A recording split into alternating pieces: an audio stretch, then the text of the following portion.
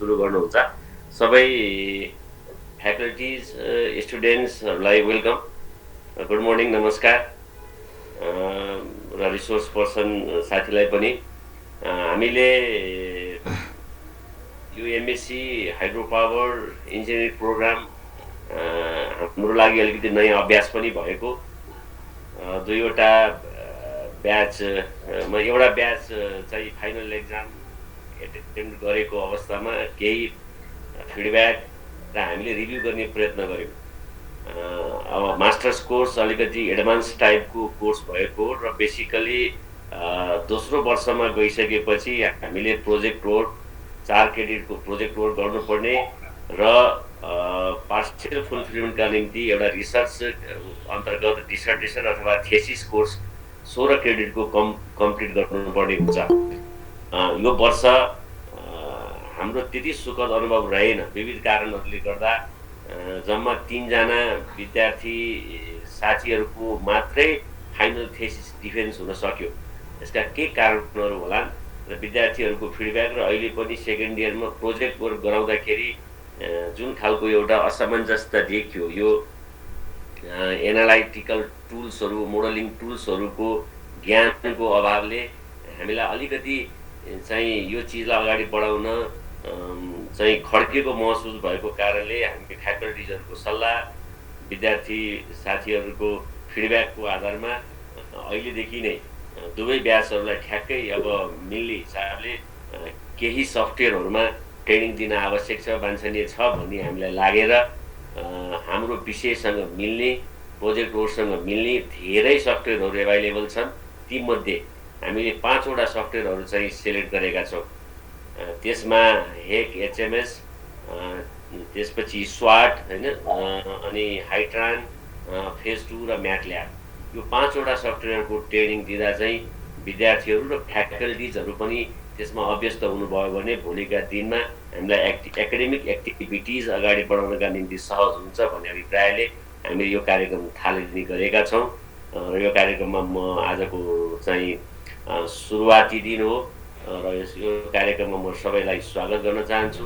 हाम्रो प्रोग्रामको अपेक्षा, डिपार्टमेन्टको अपेक्षा सबै विद्यार्थी साथीहरू र फ्याकल्टिजहरूले यसमा यो ट्रेनिङमा सहभागी हुनुहुनेछ भन्ने अपेक्षा छ र मिल्दाखेरि हामी ट्रेनिङ सर्टिफिकेट पनि इस्यु गर्छौँ।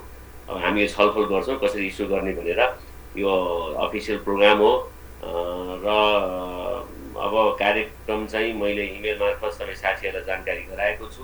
अब हामी यो कार्यक्रम चाहिँ हरेक शनिबार चाहिँ एक दिन एक ट्रेनिङ प्रोग्राम हरेक सफ्टवेयर त्यसरी छुट्याएर हामी गर्छौँ।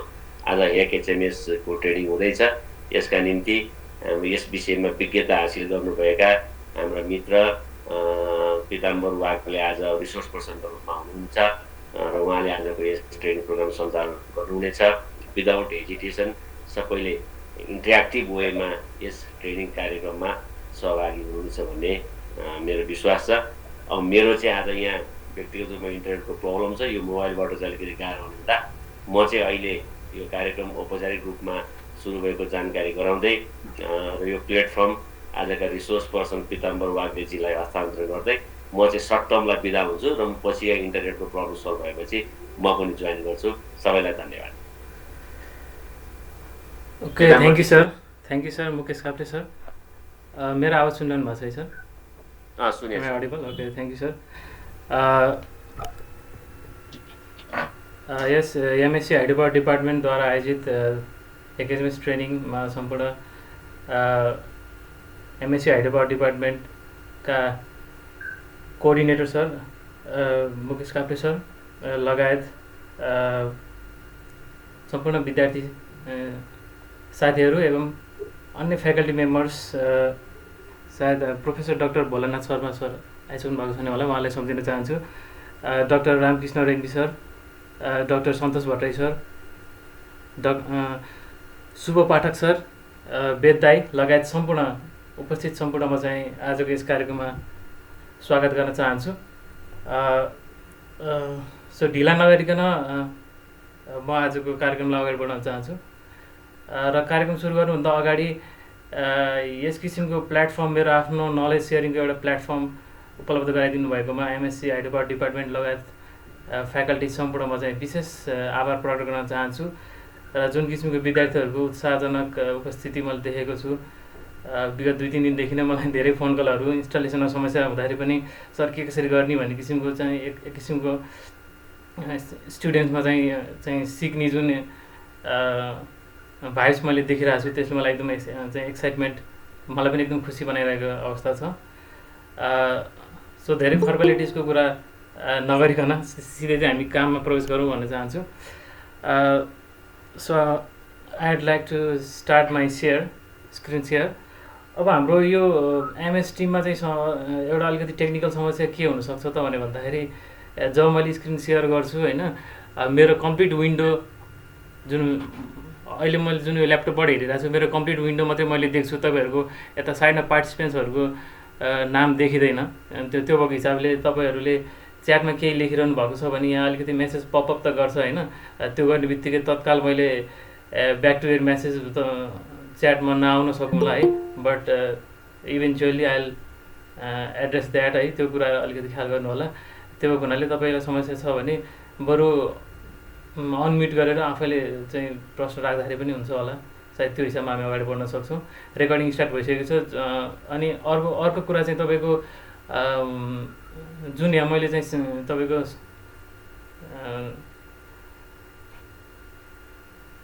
यहाँ मैले स्क्रिन सेयर गरेर चाहिँ तपाईँको जुन त्यहाँभित्र काम गर्छु त्यो सँगसँगै तपाईँ स्टेप वाइज म सँगसँगै चाहिँ तपाईँहरू हिँड्नलाई सायद गाह्रो पर्छ होला जस्तो मलाई महसुस भइरहेको छ। तपाईँले जुन अहिले विन्डो ल्यापटपमा खोलिरहनु भएको छ त्यही विन्डोमा म सँगसँगै प्यारलली चाहिँ तपाईँको काम गर्नलाई चाहिँ सायद अलिकति गाह्रो नै हुन्छ भन्ने मलाई फिल भएको छ।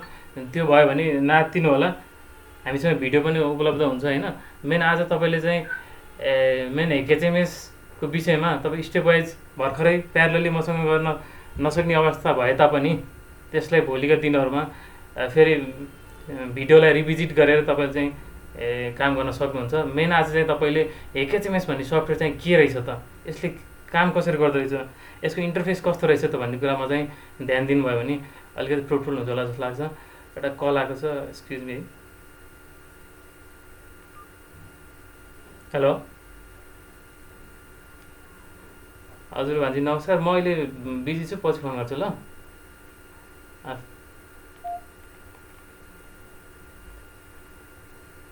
सो विथ दिस म आजको मेरो प्रेजेन्टेसन सुरु गर्न चाहन्छु।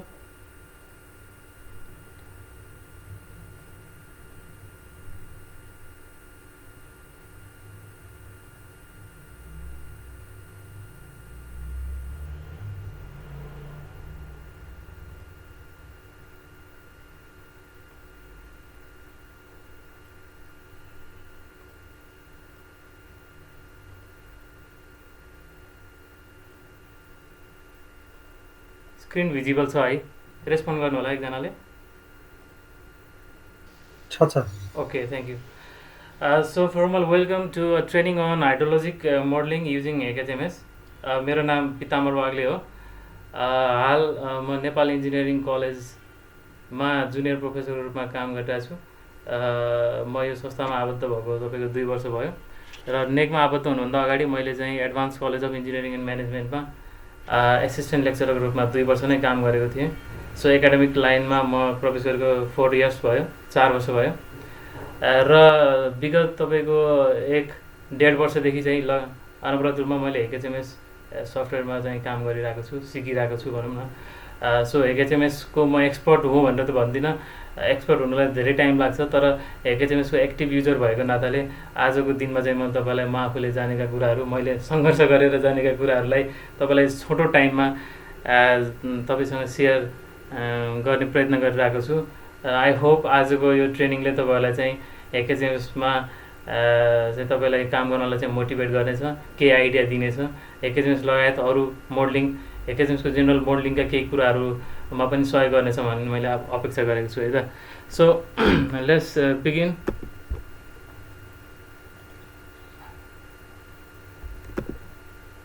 सो फर्स्टमा सफ्टवेयर डाउनलोड एन्ड इन्स्टलेसनको सानो अलिकति कुरा गर्छु है, हाम्रो अलिकति प्रब्लम पनि भएको थियो।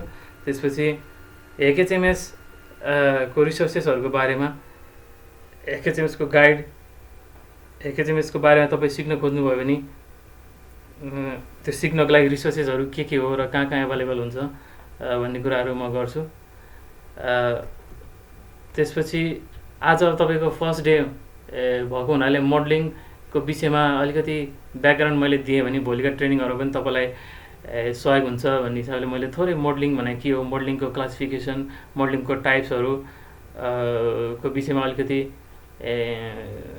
आफूले जानेका कुराहरू छोटोमा राख्ने मैले प्रयत्न गर्ने सोचिरहेको छु है। त्यसपछि चाहिँ क्यालिब्रेसन एन्ड भ्यालिडेसन अफ मोडलमा म कुरा गर्छु। कुनै पनि मोडल हामीले युज गर्नको लागि चाहिँ क्यालिब्रेसन र validation is the primary step है त। हामीले चाहिँ कुनै पनि मोडललाई युज गर्नको लागि क्यालिब्रेसन र भ्यालिडेसन गर्नुपर्ने हुन्छ। त्यो विषयमा अलिकति कुरा गर्छु। त्यसपछि म एकेजेमएसमा इन्ट्री गर्छु, एकेजेमएस कस्तो खाले सफ्टवेयर हो होइन, त्यसको ओभरभ्यूहरू म दिन्छु तपाईँहरूलाई। त्यसपछि एकेजेमएस सेटअपको लागि चाहिँ जिआइएसमा काम गर्नुपर्ने कामहरू के कस्तो छन् त्यो विषयमा हामी डिस्कस गर्छौँ। म तपाईँलाई त्यो डेमोन्स्ट्रेसनै गरेर देखाउँछु सबै कुराहरू। त्यसपछि एकेजेमएस मोडल सेटअपमा हामी गर्छौँ। एकेजेमएस इन्टरफेसमा चाहिँ टोटल मोडल सेटअपको कुराहरू म तपाईँलाई डेमोन्स्ट्रेसनै गरेर देखाउँछु। तपाईँहरू सक्नुभयो भने मेरो पछि गर्न सक्नुहुन्छ। If you are not able त्यसमा पनि तपाईँले टेन्सन नलिनुहोस्। अहिले चाहिँ एकदमै ध्यान दिएर मैले भनेको कुराहरू चाहिँ एकदम ध्यान दिएर सुन्नुभयो भने भोलि तपाईँले भिडियोलाई हेरेर पनि तपाईँले फेरि त्यो कुराहरू रिपिट गर्न सक्नुहुन्छ है त। त्यसपछि एकेजेमएस मोडलमा चाहिँ क्यालिब्रेसन कसरी गरिन्छ? हुन त तपाईँको बेसिक प्रिन्सिपल त एउटै हो सबै मोडलको लागि क्यालिब्रेसन र भ्यालिडेसन, बट स्टिल एकेजेमएसको तरिका के छ त त्यो सम्बन्धीमा कुरा गर्छु। त्यसपछि भ्यालिडेसन कसरी गर्ने भन्ने कुराहरू गर्छु र अल्टिमेटली हामीलाई चाहिने त रिजल्ट हो, रिजल्टलाई कसरी एक्सट्र्याक्सन गर्ने, कुन फर्ममा प्रेजेन्टेसन गर्ने भन्ने कुराहरू म तपाईँलाई ओभरभ्यू गर्छु है त। सो फर्स्टमा सफ्टवेयर डाउनलोड एन्ड इन्स्टलेसनको विषयमा कुरा गर्दाखेरि मैले एकेजेमएस सफ्टवेयर भन्न खोजेको यो चाहिँ हाम्रो हेकको अफिसियल साइट www.hek.usac.army.mil मा एभाइलेबल छ। हेकले धेरै सफ्टवेयरहरू डेभलप गरेको छ, जस्तै तपाईँले हेकराज सुन्नुभयो होला होइन, हेक डिएसएस, हेक एचएमएस, यो सम्पूर्ण त्यो लगायत अरू धेरै सफ्टवेयरहरू पनि त्यहाँ एभाइलेबल छन् होइन। यो साइटमा गएर हामीले डाउनलोड गर्न सक्छौँ। हेक एचएमएसको डिफ्रेन्ट भर्जन्सहरू एभाइलेबल छ। अहिले आज हामीले गर्न खोजेको चाहिँ भर्जन 4.2 मा हो भने अरू 4.2बाट अझै अपग्रेड भएर तपाईँको 4.3, 4, 5, 6 सम्म पुगेको छ जस्तो लाग्छ मलाई है। त्यो डिफ्रेन्ट भर्जन्सहरू आफूले आफ्नो आवश्यकता अनुसार चाहिँ हामीले डाउनलोड गर्न सक्छौँ। डाउनलोड फ्री छ, त्यसमा कुनै कस्ट लाग्दैन र केही त्यस्तो प्रब्लम पनि छैन। इन्स्टलेसन इज भेरी सिम्पल र हरेक पटक चाहिँ तपाईँको भर्जन निकाल्ने बेलामा चाहिँ हेकले रिलिज नोट पनि भनेर राखेको हुन्छ। रिलिज नोट भनेको चाहिँ तपाईँको इनिसियल भर्जनमा अब नयाँ भर्जन आउँदै गर्दाखेरि चाहिँ त्यो भर्जनमा के इम्प्रुभमेन्ट भयो त, के फिचरहरू थपियो त, कुन नयाँ चिज हामीले गर्न सकिने भयो त, त्यो कुराहरू चाहिँ रिलिज नोटमा राखेको हुन्छ है त। त्यो तपाईँले डाउनलोड गर्न सक्नुहुन्छ अफिसियल साइटबाट।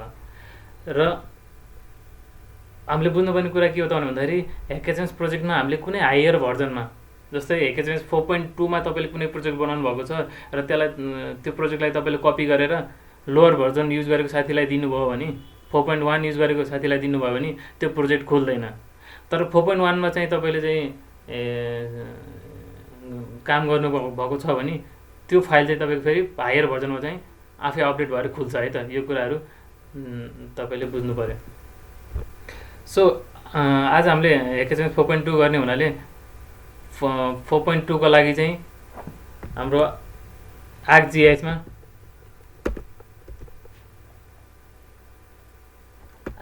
दुईवटा एक्सटेन्सन्सहरू मैले भनेको थिएँ, आर्क हाइडर टुल र हेकजिएसएमएस भन्ने दुईवटा एक्सटेन्सन्सहरू हामीलाई आवश्यक पर्छ। 4.2 पछिका भर्जनहरूमा चाहिँ आवश्यक पर्दैन। किन पर्दैन त भन्दाखेरि जुन अब हामीले आर्क हाइडर टुल र हेकजिएसएमएस युज गरेर जुन जिएस प्रोसेसिङ गर्छौँ त्यो होल प्रोसेसिङको कामहरू डाइरेक्ट हेकेजेमएसबाटै गर्न मिल्ने हिसाबले चाहिँ अपडेट भएको छ हेकेजेमएस है। त्यो कुराहरू तपाईँ आफूले एक्सप्लोर गर्न सक्नुहुन्छ। तर अब चाहिँ तपाईँ जिआइएसको युज मार्फत बेसिक कुराहरू थाहा हुने हुनाले मैले तपाईँलाई 4.2बाट गराउनु प्रयास गरिरहेको छु है त। सो अब बेसिकली अब आज हामीसँग फर्स्ट इयर र थर्ड इयरको साथीहरू हुनुहुन्छ। थर्ड इयरको साथीहरूले त जिएएस पढिसक्नु भएको छ, उहाँलाई जिएसको बेसिक कुराहरू नलेज छ। तर फर्स्ट इयरको साथीहरूलाई नहुनसक्छ। तर जिएसको नलेज छैन भन्दैमा नातिनु होला। जिएसको पार्टलाई एकछिन ठाउँमा राखौँ। तर HHMS को पार्टलाई आज तपाईँ धेरै ध्यान दिनुहोस् र मोडलिङको लागि चाहिँ तपाईँ जुनसुकै मोडलको लागि चाहिँ पहिला प्री प्रोसेसिङमा चाहिँ GIS tool is very important tool है। त्यो भएको हुनाले जसलाई GIS आउँदैन तपाईँहरू पहिला केही समय 1 महिना जति बरु तपाईँ GISलाई टाइम दिनुहोस्। अनि GISको बेसिक कुरा सिकिसकेपछि अब अरू मोडलहरू एक्सप्लोर गर्दै GISलाई पनि तपाईँले GISको नलेजलाई पनि एक्सपान्ड गर्दै लानुहोस् भन्ने मैले सल्लाह दिन चाहन्छु है। सो त्यो भएको हुनाले GISमा चाहिँ तपाईँको GISको डाटा टाइप्स के कस्तो हुन्छ हैन। राष्ट्र र भेक्टर भनेर भन्छौँ। भेक्टरमा पनि तपाईँको पोइन्ट, लाइन र पोलिगन भनेर हामी डाटा टाइप्स GISमा छुट्याउँछौँ। यो कुराहरू थाहा हुनु पऱ्यो, बेसिक कुराहरू। जस्तै तपाईँको प्रोजेक्सन सिस्टम तपाईँलाई थाहा हुनु पऱ्यो, कुन प्रोजेक्सन सिस्टममा हामीले काम गरिरहेको छौँ भन्ने कुराहरू थाहा हुनु पऱ्यो। राष्ट्रको अपरेसन गर्नु पऱ्यो, राष्ट्रलाई क्लिप गर्नु पर्ला, रिक्लासिफाई गर्नु पर्ला, अरू डिफ्रेन्ट अपरेसन्सहरू गर्नुपर्ने हुनसक्छ है। त्यस्तै भेक्टर अपरेसन्स जसलाई जियो प्रोसेसिङ पनि भन्छौँ हामी, क्लिप, इन्टरसेक्ट, युनियन, मर्ज, यो भनेको एकदमै रिपिटेडली हामीलाई काम लाग्ने फङ्सन्सहरू हो है त। त्यो भएको हुनाले तपाईँ यो सम्बन्धी बेसिक नलेज हुनु पर्यो। त्यस्तै अब भेक्टरको एट्रिब्युटको कुराहरू अनि भेक्टरलाई एडिटिङ कसरी गर्ने कुराहरू तपाईँलाई थाहा हुनु पऱ्यो। जस्तै डिफ्रेन्ट डाटा टाइप्स, एउटा डाटा टाइप्सलाई अर्को डाटा टाइप्समा लानु पऱ्यो। राष्ट्र to vector, vector to raster, अथवा table to excel, excel to table, XML file to तपाईँको सेप फाइल, अथवा shape file to XML file. So different data टाइप्सको कन्भर्जन पनि तपाईँलाई थाहा हुनु पऱ्यो। मैले सबै कुरा यहाँ समेट्न सकेको छैन। जस्ट मैले भन्नु खोजेको चाहिँ you should have basic concept of GIS before starting any hydrological modelling है त, चाहे त्यो HHMS होस् चाहे SWOT होस् है त। सो अब तपाईँ HHMS एक्सप्लोर गर्न चाहनुहुन्छ अनि युजर गाइड कहाँ चाहिँ तपाईँको के छ त भन्दाखेरि डिफ्रेन्ट युजर गाइडहरू साइटमा एभाइलेबल छ। हेकको तपाईँ अफिसियल साइटमा रिसोर्सेसहरू एभाइलेबल छ। जस्तै क्विक स्टार्ट गाइडले चाहिँ तपाईँले HHMS को बेसिक सेटअप गर्नको लागि चाहिँ आइडिया दिन्छ है। त्यसपछि युजर म्यानुअल हेर्नुभयो भने तपाईँले डिटेल एक्सप्लानेसन, डिफ्रेन्ट प्रोसेसहरू चाहिँ हाम्रो मोडलभित्र भएका डिफ्रेन्ट प्रोसेसहरूको क्लियर एक्सप्लानेसन युजर म्यानुअलमा दिएको हुन्छ है। त्यसपछि टेक्निकल रिफरेन्स म्यानुअल भनेको चाहिँ त्यो जुन युजर हाम्रो चाहिँ इन्टरफेसमा, सफ्टवेयरको इन्टरफेसमा डिफ्रेन्ट प्रोसेसहरूको त्यहाँभित्रको टेक्निकल रिफरेन्स के हो त, त्यहाँभित्रको फिजिकल इक्वेसन के हो त, त्यहाँभित्रको गभर्निङ इक्वेसनहरू के हो त, कुन मेथड हो त, त्यो मेथड के कुन साइन्टिफिक ब्याकग्राउन्डमा बेस छ त भन्ने कुराहरू टेक्निकल रिफरेन्स म्यानुअलमा हामी पाउन सक्छौँ है। त्यस्तै अर्को भनेको HHMS एप्लिकेसन गाइड भन्ने पनि छ। तपाईँले HHMS को एप्लिकेसन कस्तो कस्तो ठाउँमा कुन पर्पसको लागि गर्न सक्नुहुन्छ भन्ने किसिमको पनि तपाईँले जानकारी पाउन सक्नुहुन्छ है त। यो सबै चिजहरू मैले तपाईँलाई अस्ति सफ्टवेयर एन्ड गाइड्स भन्ने .zip फाइलबाट मैले पठाइदिएको छु। यसमा रेस्पेक्टिभ सफ्टवेयरको इन्स्टलेसन फाइलसँगै छेउमा चाहिँ तपाईँको यो गाइडहरू एभाइलेबल छ है त।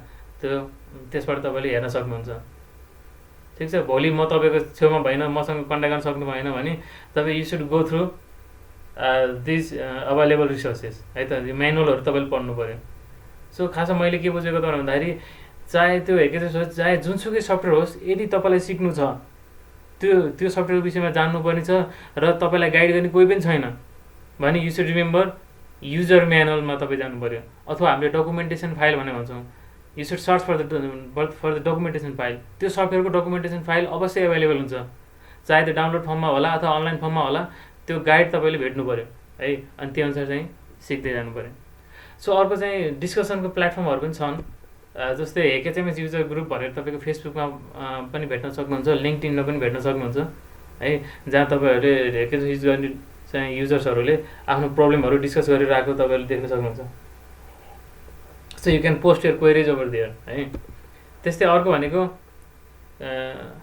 कतिपय समय यस्तो आउँछ कि तपाईँले म्यानुअलमा पनि भेट्नुहुन्न, कोही सिनियरलाई पनि थाहा छैन त्यो, अनि तपाईँ एउटा प्रब्लममा अड्किनुहुन्छ भने त्यो बेलामा you can have direct contact with HEC है। यो मेलमा तपाईँले मेरो यस्तो यस्तो प्रब्लम आयो, मैले HHMS चलाइरहेको थिएँ है, अनि मेरो यस्तो प्रब्लम आयो, के गर्ने होला भनेर तपाईँले मेल गर्नुभयो भने दे विल रिप्लाई है। मैले पनि 2-3 चोटि गरिसकेको छु है। They reply usually within 2-3 days, 2-3 दिनमा उनीहरूले रिप्लाई गरिदिइहाल्छ है। सो यो पनि एउटा राम्रो बेनिफिट छ HHMS को। अर्को भनेको मैले तपाईँहरूलाई सँग पनि लिङ्केज होस् चाहिँ अनि हाम्रो इन्ट्रेक्सन होस् भन्ने हिसाबले फ्लग टिम भन्नेमा HHMS युजर नेपाल भन्ने एउटा ग्रुप चाहिँ मैले क्रिएट गरेको छु। फ्लक भनेको चाहिँ के बताउनु भन्दाखेरि एउटा एप्लिकेसन हो, तपाईँले मोबाइलमा डाउनलोड गर्न सक्नुहुन्छ। फ्लक भनेर सर्च गर्नुभयो भने Flock team chat and collaboration app भनेर एपेयर हुन्छ, त्यसलाई इन्स्टल गर्ने। त्यसपछि आफ्नो तपाईँको जिमेलबाट लगइन गर्ने बित्तिकै you will be able to use this application है। र मसँग चाहिँ तपाईँको फर्स्ट इयरको साथीहरूको इमेल एड्रेस भएको हुनाले मैले उहाँहरूलाई यसमा एड गरिदिइसकेको छु है। अनि तपाईँको अर्को ग्रुपको चाहिँ तपाईँको मसँग चाहिँ ग्रुप मेल मात्रै भयो, इन्डिभिजुअल मेल एभाइलेबल नभएको हुनाले तपाईँलाई एड गर्नु भएको छैन। One of you can contact me है। त्यसपछि मैले उहाँलाई एड गरिदिन्छु अनि बाँकी साथीहरूले चाहिँ एकअर्कालाई त्यहाँ एड गरेर हामी any time we can discuss about HHMS। तपाईँलाई भोलि के प्रब्लम आयो भने मसँग डिस्कस गर्न सक्नुहुन्छ। किन भन्दा यो हिसाबले हामी गयौँ भने चाहिँ भोलि हाम्रो इन्टरेक्सन पनि राम्रो हुन्छ। त्यसपछि मैले मलाई प्रब्लम पर्दा तपाईँहरूले र तपाईँलाई प्रब्लम पर्दा मैले चाहिँ हेल्प गरेर हामी मिलेर अगाडि बढ्न सक्छौँ है त। So that is one thing I have to say. So त्यसपछि अब हामी चाहिँ बेसिक मोडलिङको विषयमा चाहिँ अब हामीले धेरैचोटि बोल्छौँ, मोडल भन्छौँ, सिमुलेसन भन्छौँ होइन, प्यारामिटर भन्छौँ, तर मुखले त भन्छौँ तर ठ्याक्क हामीले बुझिरहेको हुँदैनौँ है। अब मैले पनि कम्प्लिटली 100% बुझेको छु त भनेर भन्दिनँ, तर जति बुझेको छु मैले त्यसलाई चाहिँ अलिकति सिम्पल फर्ममा मैले तपाईँहरूलाई सेयर गर्ने चाहिँ प्रयास गरिरहेको छु है त। सो फर्स्टमा मोडल भनेको के त भन्दाखेरि मोडल भनेको कुनै पनि सिस्टमको रिप्रेजेन्टेसन हो। एउटा सिस्टमको रिप्रेजेन्टेसन हो। त्यो सिस्टमभित्र कम्पोनेन्ट्स हुन्छ, सिस्टमको आफ्नो बााउन्ड्री हुन्छ र त्यो सिस्टममा कुनै इनपुट प्यारामिटर, इनपुट भ्यालु त्यो सिस्टममा छिरेर के हुन्छ त भन्दाखेरि भित्रको सिस्टमको कम्पोनेन्ट्सहरूको कम्प्लेक्स इन्टरेक्सनले के हुन्छ त भन्दाखेरि आउटपुट प्रड्युस हुन्छ है त। सो त्यो कुनै पर्टिकुलर सिस्टमको रिप्रेजेन्टेसनलाई नै हामी के भन्छौँ, मोडल भनेर भन्छौँ। अब मोडल भन्ने बित्तिकै हाम्रो जेनरली फिजिकल मोडल हो कि जस्तो हामीलाई लाग्छ। मोडल भनेको देखिने टाइपको मोडल मात्रै हुँदैन है। मोडल भनेको हामीले कुनै पनि चिजलाई सानो स्केलमा बिल्डअप गराएको मात्रै मोडल होइन। मोडल त तपाईँको न्युमेरिकल मोडल पनि हुनसक्छ। कुनै पनि चिजलाई तपाईँले न्युमेरिकल्ली एक्सप्रेस गर्न सक्नुहुन्छ। कुनै पनि सिस्टमलाई न्युमेरिकली एक्सप्रेस गर्नुभयो भने चाहिँ त्यसको फिजिकल मोडल त हामीले देख्न सक्दैनौँ होइन। भनेपछि मोडल भन्ने बित्तिकै फिजिकल मोडल मात्र होइन कि अरू डिफ्रेन्ट टाइप्स अफ मोडलहरू पनि हुनसक्छ। त्यो हिसाबमा हामीले बुझ्नु पऱ्यो है त। जस भनेको मोडल इज एउटा कुनै सिस्टमको रिप्रेजेन्टेसन हो। It can be in any form, जस्तो सुकै सिस्टम हुनसक्छ है। सो त्यसपछि अर्को वर्ड भनेको सिमुलेसन। हामीले धेरै युज गर्छौँ यो टर्म। सिमुलेसन भनेको चाहिँ हामीले के हो त भन्दाखेरि कुनै पनि प्रोसेसको कपी गर्न खोज्नु। अनि कुनै पनि प्रोसेसको हामी चाहिँ एप्रोक्सिमेट इमिटेसन गर्न खोजिरहेछौँ भने त्यो सिस्टममा के भइरहेछ त्यो कुरालाई चाहिँ हामी इमिटेट गर्न खोजिरहेछौँ, कपी गर्न खोजिरहेछौँ भने द्याट इज सिमुलेसन।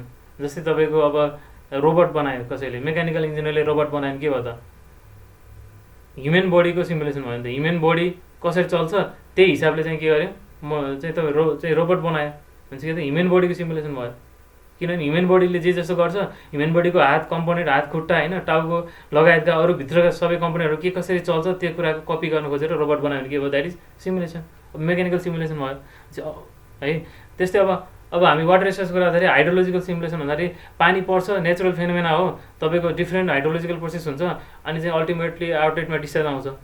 भनेपछि खोलामा बाढी आयो त त्यो आफ्नो ठाउँमा छ, तर त्यो बाढी आउने कुराको हामी कपी गर्न खोज्यौँ, न्युमेरिकली चाहिँ तपाईँको मोडल एक्सप्रेस गरेर न्युमेरिकल क्यालकुलेसनबाट हामीले डिस्चार्ज निकाल्यो भने द्याट इज हाइड्रोलोजिकल सिमुलेसन है त। त्यो भएको हुनाले कुनै पनि सिस्टमको सिमुलेसन गर्नको लागि चाहिँ हामीले पहिला त्यो सिस्टमलाई चाहिँ कुनै पनि मोडलमा ढाल्नुपर्ने हुन्छ है। So that's why model is requisite for simulation. So त्यसो भने मोडलिङ किन गर्नु पऱ्यो त भनेर भन्दाखेरि हामीले कुनै पनि प्रोसेस एउटा कुनै पनि सिस्टममा त्यहाँभित्रको कम्पोनेन्टहरूको प्रोसेस के कसो छ त त्यो कुराहरू बुझ्न मन लाग्यो भने हामी के गर्न सक्छौँ, मोडलिङ गर्न सक्छौँ है। अथवा कुनै पनि सिस्टमलाई जस्ट रिप्रेजेन्टेसनको लागि अथवा भिजुअलाइजेसनको लागि पनि हामी मोडलिङ गर्न सक्छौँ। तर मेन मोडलिङको प्रोसेस कहाँबाट आउँछ त भन्दाखेरि modelling is associated with particular problem. हामीलाई कुनै पनि समस्या आयो भने then we can think about modelling. जस्तै हामीले भर्खरै नयाँ बनाएको हाइड्रो पावर चाहिँ के भयो त भन्दाखेरि तपाईँको फर्स्ट इयरमै आएर तपाईँको सबै सेडिमेन्ट आएर हेडवर्क्समा डिपोजिट भइदियो होइन। भनेपछि अनि अब हामी समस्यामा पऱ्यौँ। समस्यामा परिसकेपछि अब हामी के सोच्छौँ भन्दाखेरि ओहो हामीले राखेको इन्टेकको ओरिएन्टेसन मिलेन कि हामीले चाहिँ त्यो खोलामा आउने फ्लोलाई हामीले बुझ्न सकिएन कि भन्ने हामीलाई चाहिँ टेन्सन हुन्छ। त्यसपछि हामी के गर्छौँ भन्दाखेरि अब मोडलिङ गरेर हेर्छौँ। अब मोडलिङ गरेर हेर्दा के फाइदा हुन्छ त भन्दाखेरि डिफ्रेन्ट एनालाइसिस हामी त्यहाँ गर्छौँ, डिफ्रेन्ट सिनारियो एनालाइसिसहरू हामी गर्न सक्छौँ होइन। इन्टेक यसरी राखेको भए हुन्थ्यो अथवा अन्डर स्लुइसको लेभल चेन्ज गरेर हुन्छ कि होइन, डिफ्रेन्ट कम्पोनेन्टहरूलाई चाहिँ यताउति चाहिँ डिफ्रेन्ट कम्पोनेन्टहरूको पोसिबल एरेन्जमेन्टले चाहिँ के थाहा हाम्रो चाहिँ त्यो तपाईँको जुन प्रब्लम आइरहेछ त्यसलाई चाहिँ सल्भ गर्न हेल्प गर्छ कि भन्ने हिसाबमा चाहिँ हामी मोडलिङ युज गर्छौँ है त।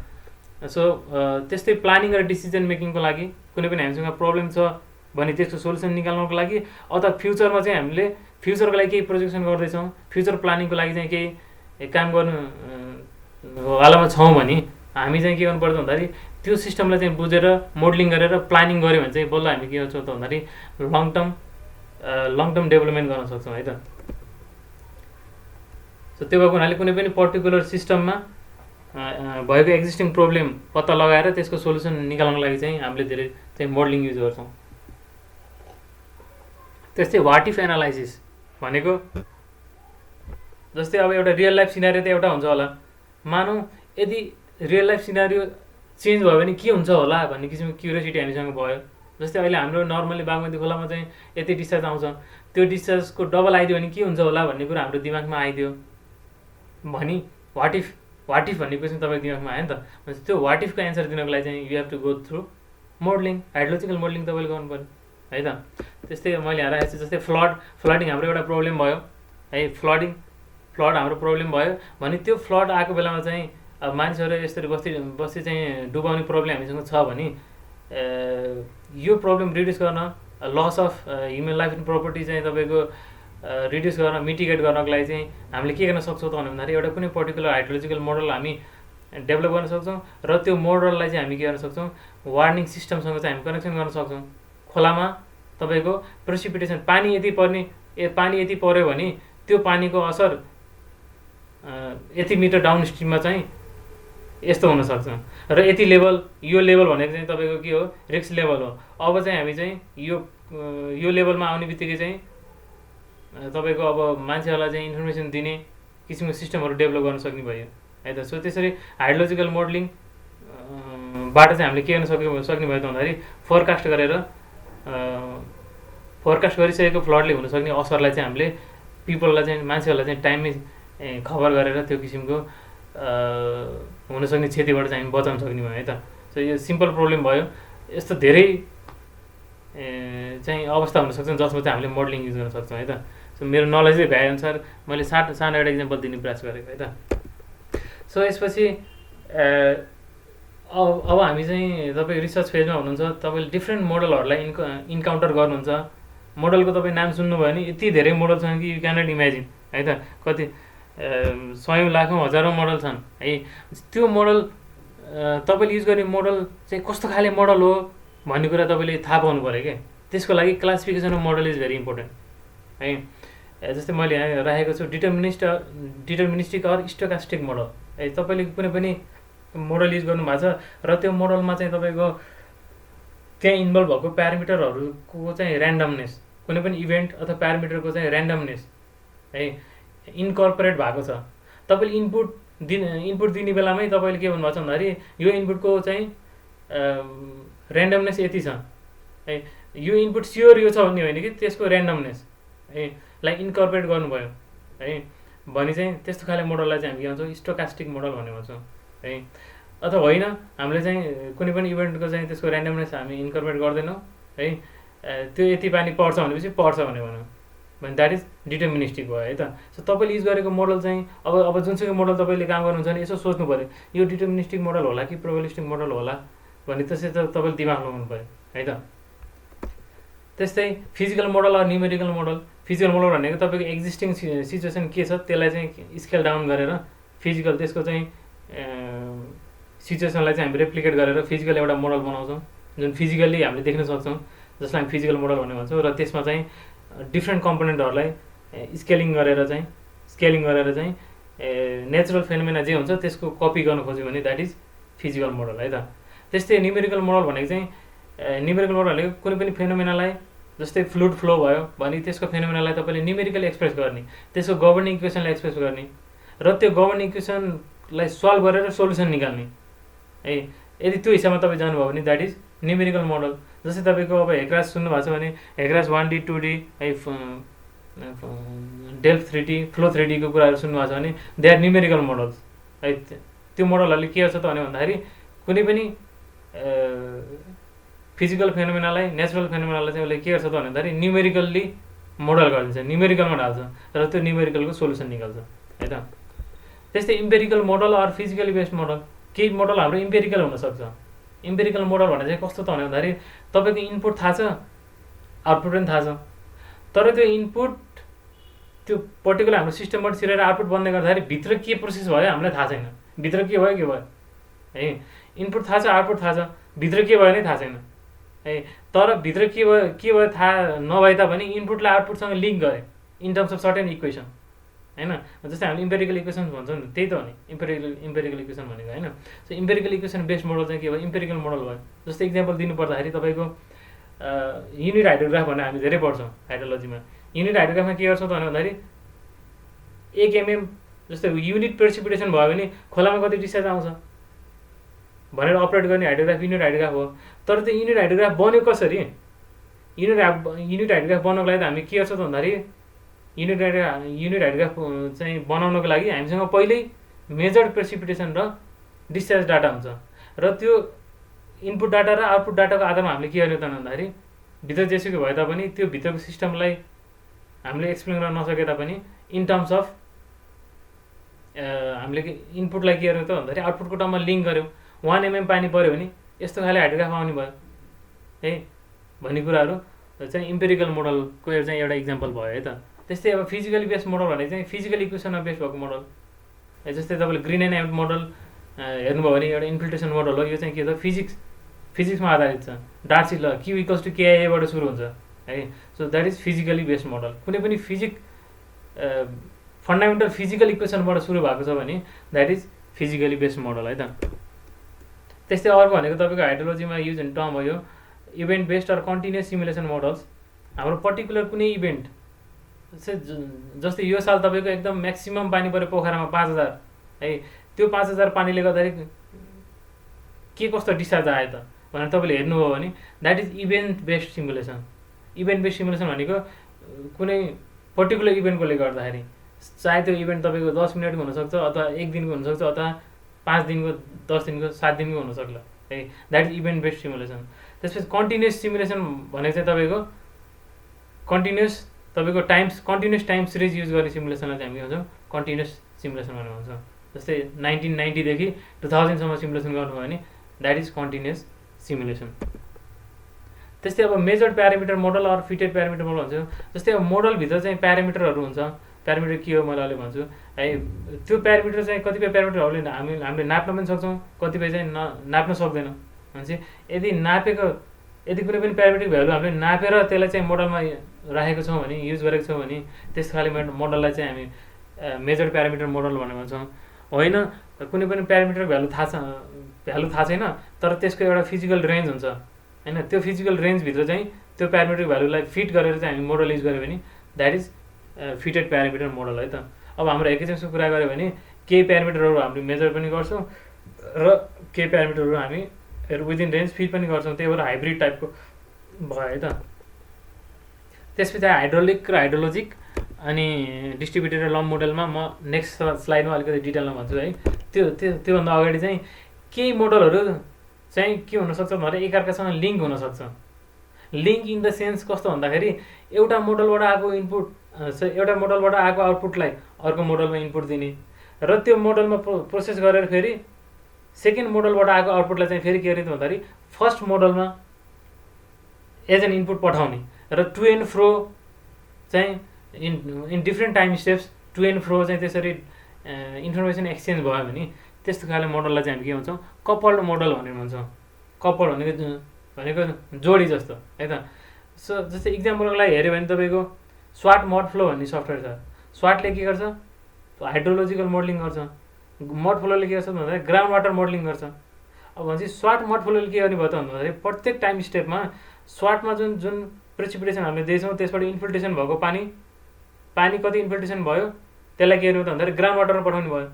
भनेपछि अब जब ग्राउन्ड वाटरमा पुग्छ के गर्छ त्यसपछि के हुन्छ भन्दाखेरि मड फ्लोले लिने भयो त्यो पानी चाहिँ। अब मड फ्लोले त्यो ग्राउन्ड वाटरमा गएको पानी लिइसकेपछि अब ग्राउन्ड वाटर फ्लक्चुएसन हेरेर फेरि के गर्ने भयो त भन्दाखेरि मड फ्लोले त्यो पर्टिकुलर टाइम स्टेपमा क्यालकुलेट गरेको भ्यालु फेरि के गरिदिनु भयो त भन्दाखेरि फेरि स्वाटमा ब्याक पठाइदिनु भयो। भनेपछि यसरी टु एन्ड फ्रोमा चाहिँ के हुनु भयो त भन्दाखेरि स्वाट मड फ्लोले काम गर्ने भयो है। त्यस्तै हेग जियोरासमा पनि हेऱ्यो भने हामीले फर्स्टमा के गर्छौँ जिआइएसबाट चाहिँ हामी जिआइएसमा चाहिँ हामी स्पेसियल डाटा हामी यतातिर हेकरासको लागि तान्छौँ। हेकरासको लागि चाहिने जियोमेट्री डाटा हामी के गर्छौँ जिआइएसबाट तान्छौँ। अनि अब हेकरासमा हामी के गर्छौँ कुनै पार्टिकुलर फ्लड दिएर के गर्छौँ त्यसमा पानीको लेभलहरू भेलोसिटी यताउतिहरू हेकरासले क्यालकुलेट गर्छ। अल्टिमेटली फेरि के गर्छ त भन्दाखेरि त्यो पानीको लेभललाई हामी ब्याक टु फेरि के गरिदिन्छौँ जिआइएसमा पठाइदिन्छौँ। अनि त्यो पानीको लेभल अनुसार हामी के गर्छ त भन्दाखेरि फ्लड म्याप इनन्डेसन हामीले गर्न सक्ने भयो जिआइएसमा। भनेपछि जिआइएस र हेकरास दुइटाले के गर्यो त भन्दाखेरि आफ्नो इन्फर्मेसनहरू एकअर्कासँग चेन्ज गरेर काम गर्यो। भनेपछि दे आर कपल्ड मोडल है त, and hence it is called HEC GeoRAS है त। सो यसपछि हाइड्रोलोजिक मोडलिङको विषयमा कुरा गर्छौँ। हाइड्रोलोजिक मोडलिङ भनेको चाहिँ के हो त भन्दाखेरि modelling of it is the simulation of hydrological cycle है। वाटर साइकल हामी भन्छौँ वाटर साइकलको सिमुलेसन हो। वाटर साइकल चाहिँ एउटा कन्टिन्युस प्रोसेस हो। अब प्रेसिपिटेसनबाट हामीले सुरु हुन्छ भनेर मान्यो भने पानी प्रेसिपिटेसन भइसकेदेखि अल्टिमेटली चाहिँ तपाईँको विभिन्न हाइड्रोलोजिकल प्रोसेसहरू हुँदै अल्टिमेटली रिभरमा कतै डिसेस आउँछ त्यो हाम्रो पोइन्ट अफ इन्ट्रेस्ट हो होइन। सो त्यसको सिमुलेसन चाहिँ के हो त भन्दाखेरि त्यसलाई चाहिँ हामी के भन्छौँ हाइड्रोलोजिक मोडलिङ भनेर भन्छौँ। सो हाइड्रोलोजिक मोडलिङमा चाहिँ वी डिल विथ डिस्चार्ज है। यो मेन कुरा हामीले बुझ्नु पऱ्यो कि हामीले डिस्चार्ज निकाल्छौँ। अल्टिमेटली हाइड्रोलोजिक मोडलिङ गरेर चाहिँ डिस्चार्ज निकाल्छौँ, त्यो कुरा बुझ्नु पऱ्यो है त। सो यदि डिस्चार्ज निकाल्ने हो भने त हामीले अब वाटर सेडलाई मोडल गरेर वाटर सेडमा हुने डिफ्रेन्ट अरू हाइड्रोलोजिकल फेनोमेना जस्तै इन्टरसेप्सन, इभापोट्रान्सपिरेसन, इन्फिल्ट्रेसन, बेस फ्लो होइन लगायत सम्पूर्ण कुराहरू यो फेजहरू पास गरेर डिस्चार्ज खोलामा आउने हो नि त। भनेपछि त्यो भित्रको सबै हाइड्रोलोजिकल प्रोसेसहरूको हामीले एनालाइसिस गर्न सक्ने भयो कि हाइड्रोलोजिक मोडल युज गरेर है त। सो यहाँ मैले एउटा फिगर राखेँ है। सो यो फिगरमा चाहिँ के छ भन्दाखेरि यहाँ पानी पऱ्यो है, रेनफल छ, प्रेसिपिटेसन छ, त्यसपछि चाहिँ यो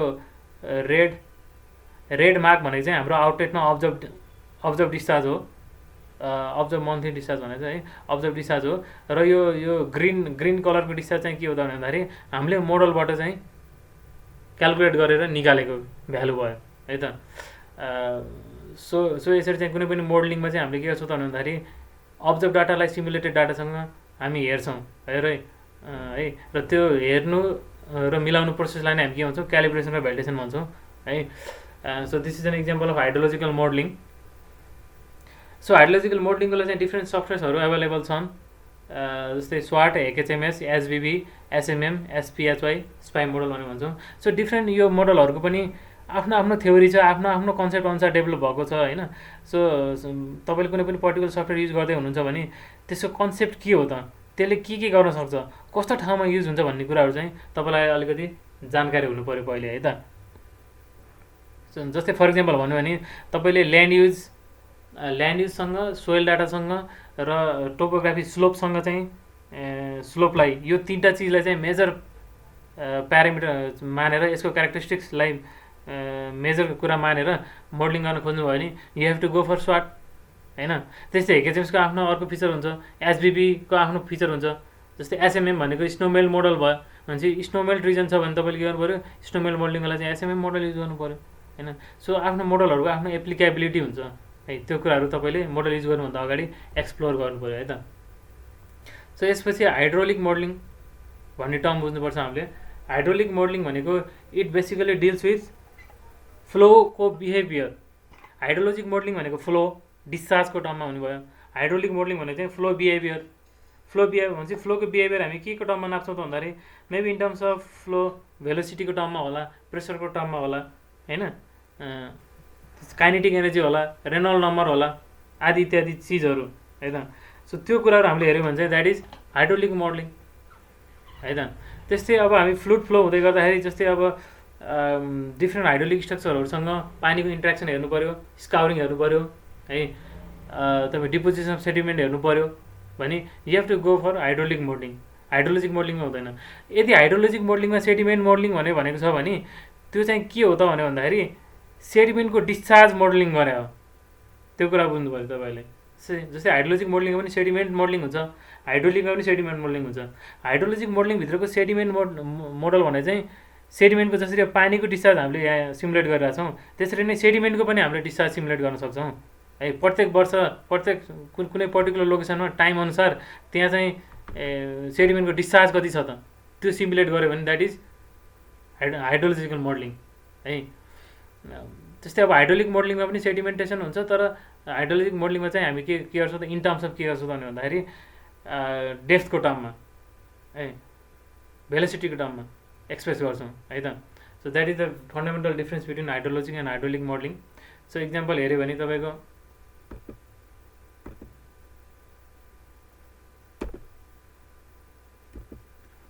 सो यहाँ मैले एउटा देखाएको छु चाहिँ हेडवर्क्समा स्पिलवेमा जुन पानी फ्लो भइरहेछ, यो फ्लोको बिहेभियर हेर्नु त भेलोसिटीको म्याग्निट्युडको टर्ममा छ अहिले है। यो भेलोसिटी ठाउँमा काइनेटिक एनर्जी है, रेनल्ड नम्बर यताउति सबै चिज हुनसक्छ है। यसरी फ्लोको बिहेभियरलाई चाहिँ हामीले यहाँ मोडलिङ गरेका छौँ नि त। यो पर्टिकुलर लोकेसनमा यो कलर अनुसार यति भेलोसिटी रहेछ भने थाहा भयो, यो ठाउँमा यति भेलोसिटी रहेछ भने थाहा भयो है।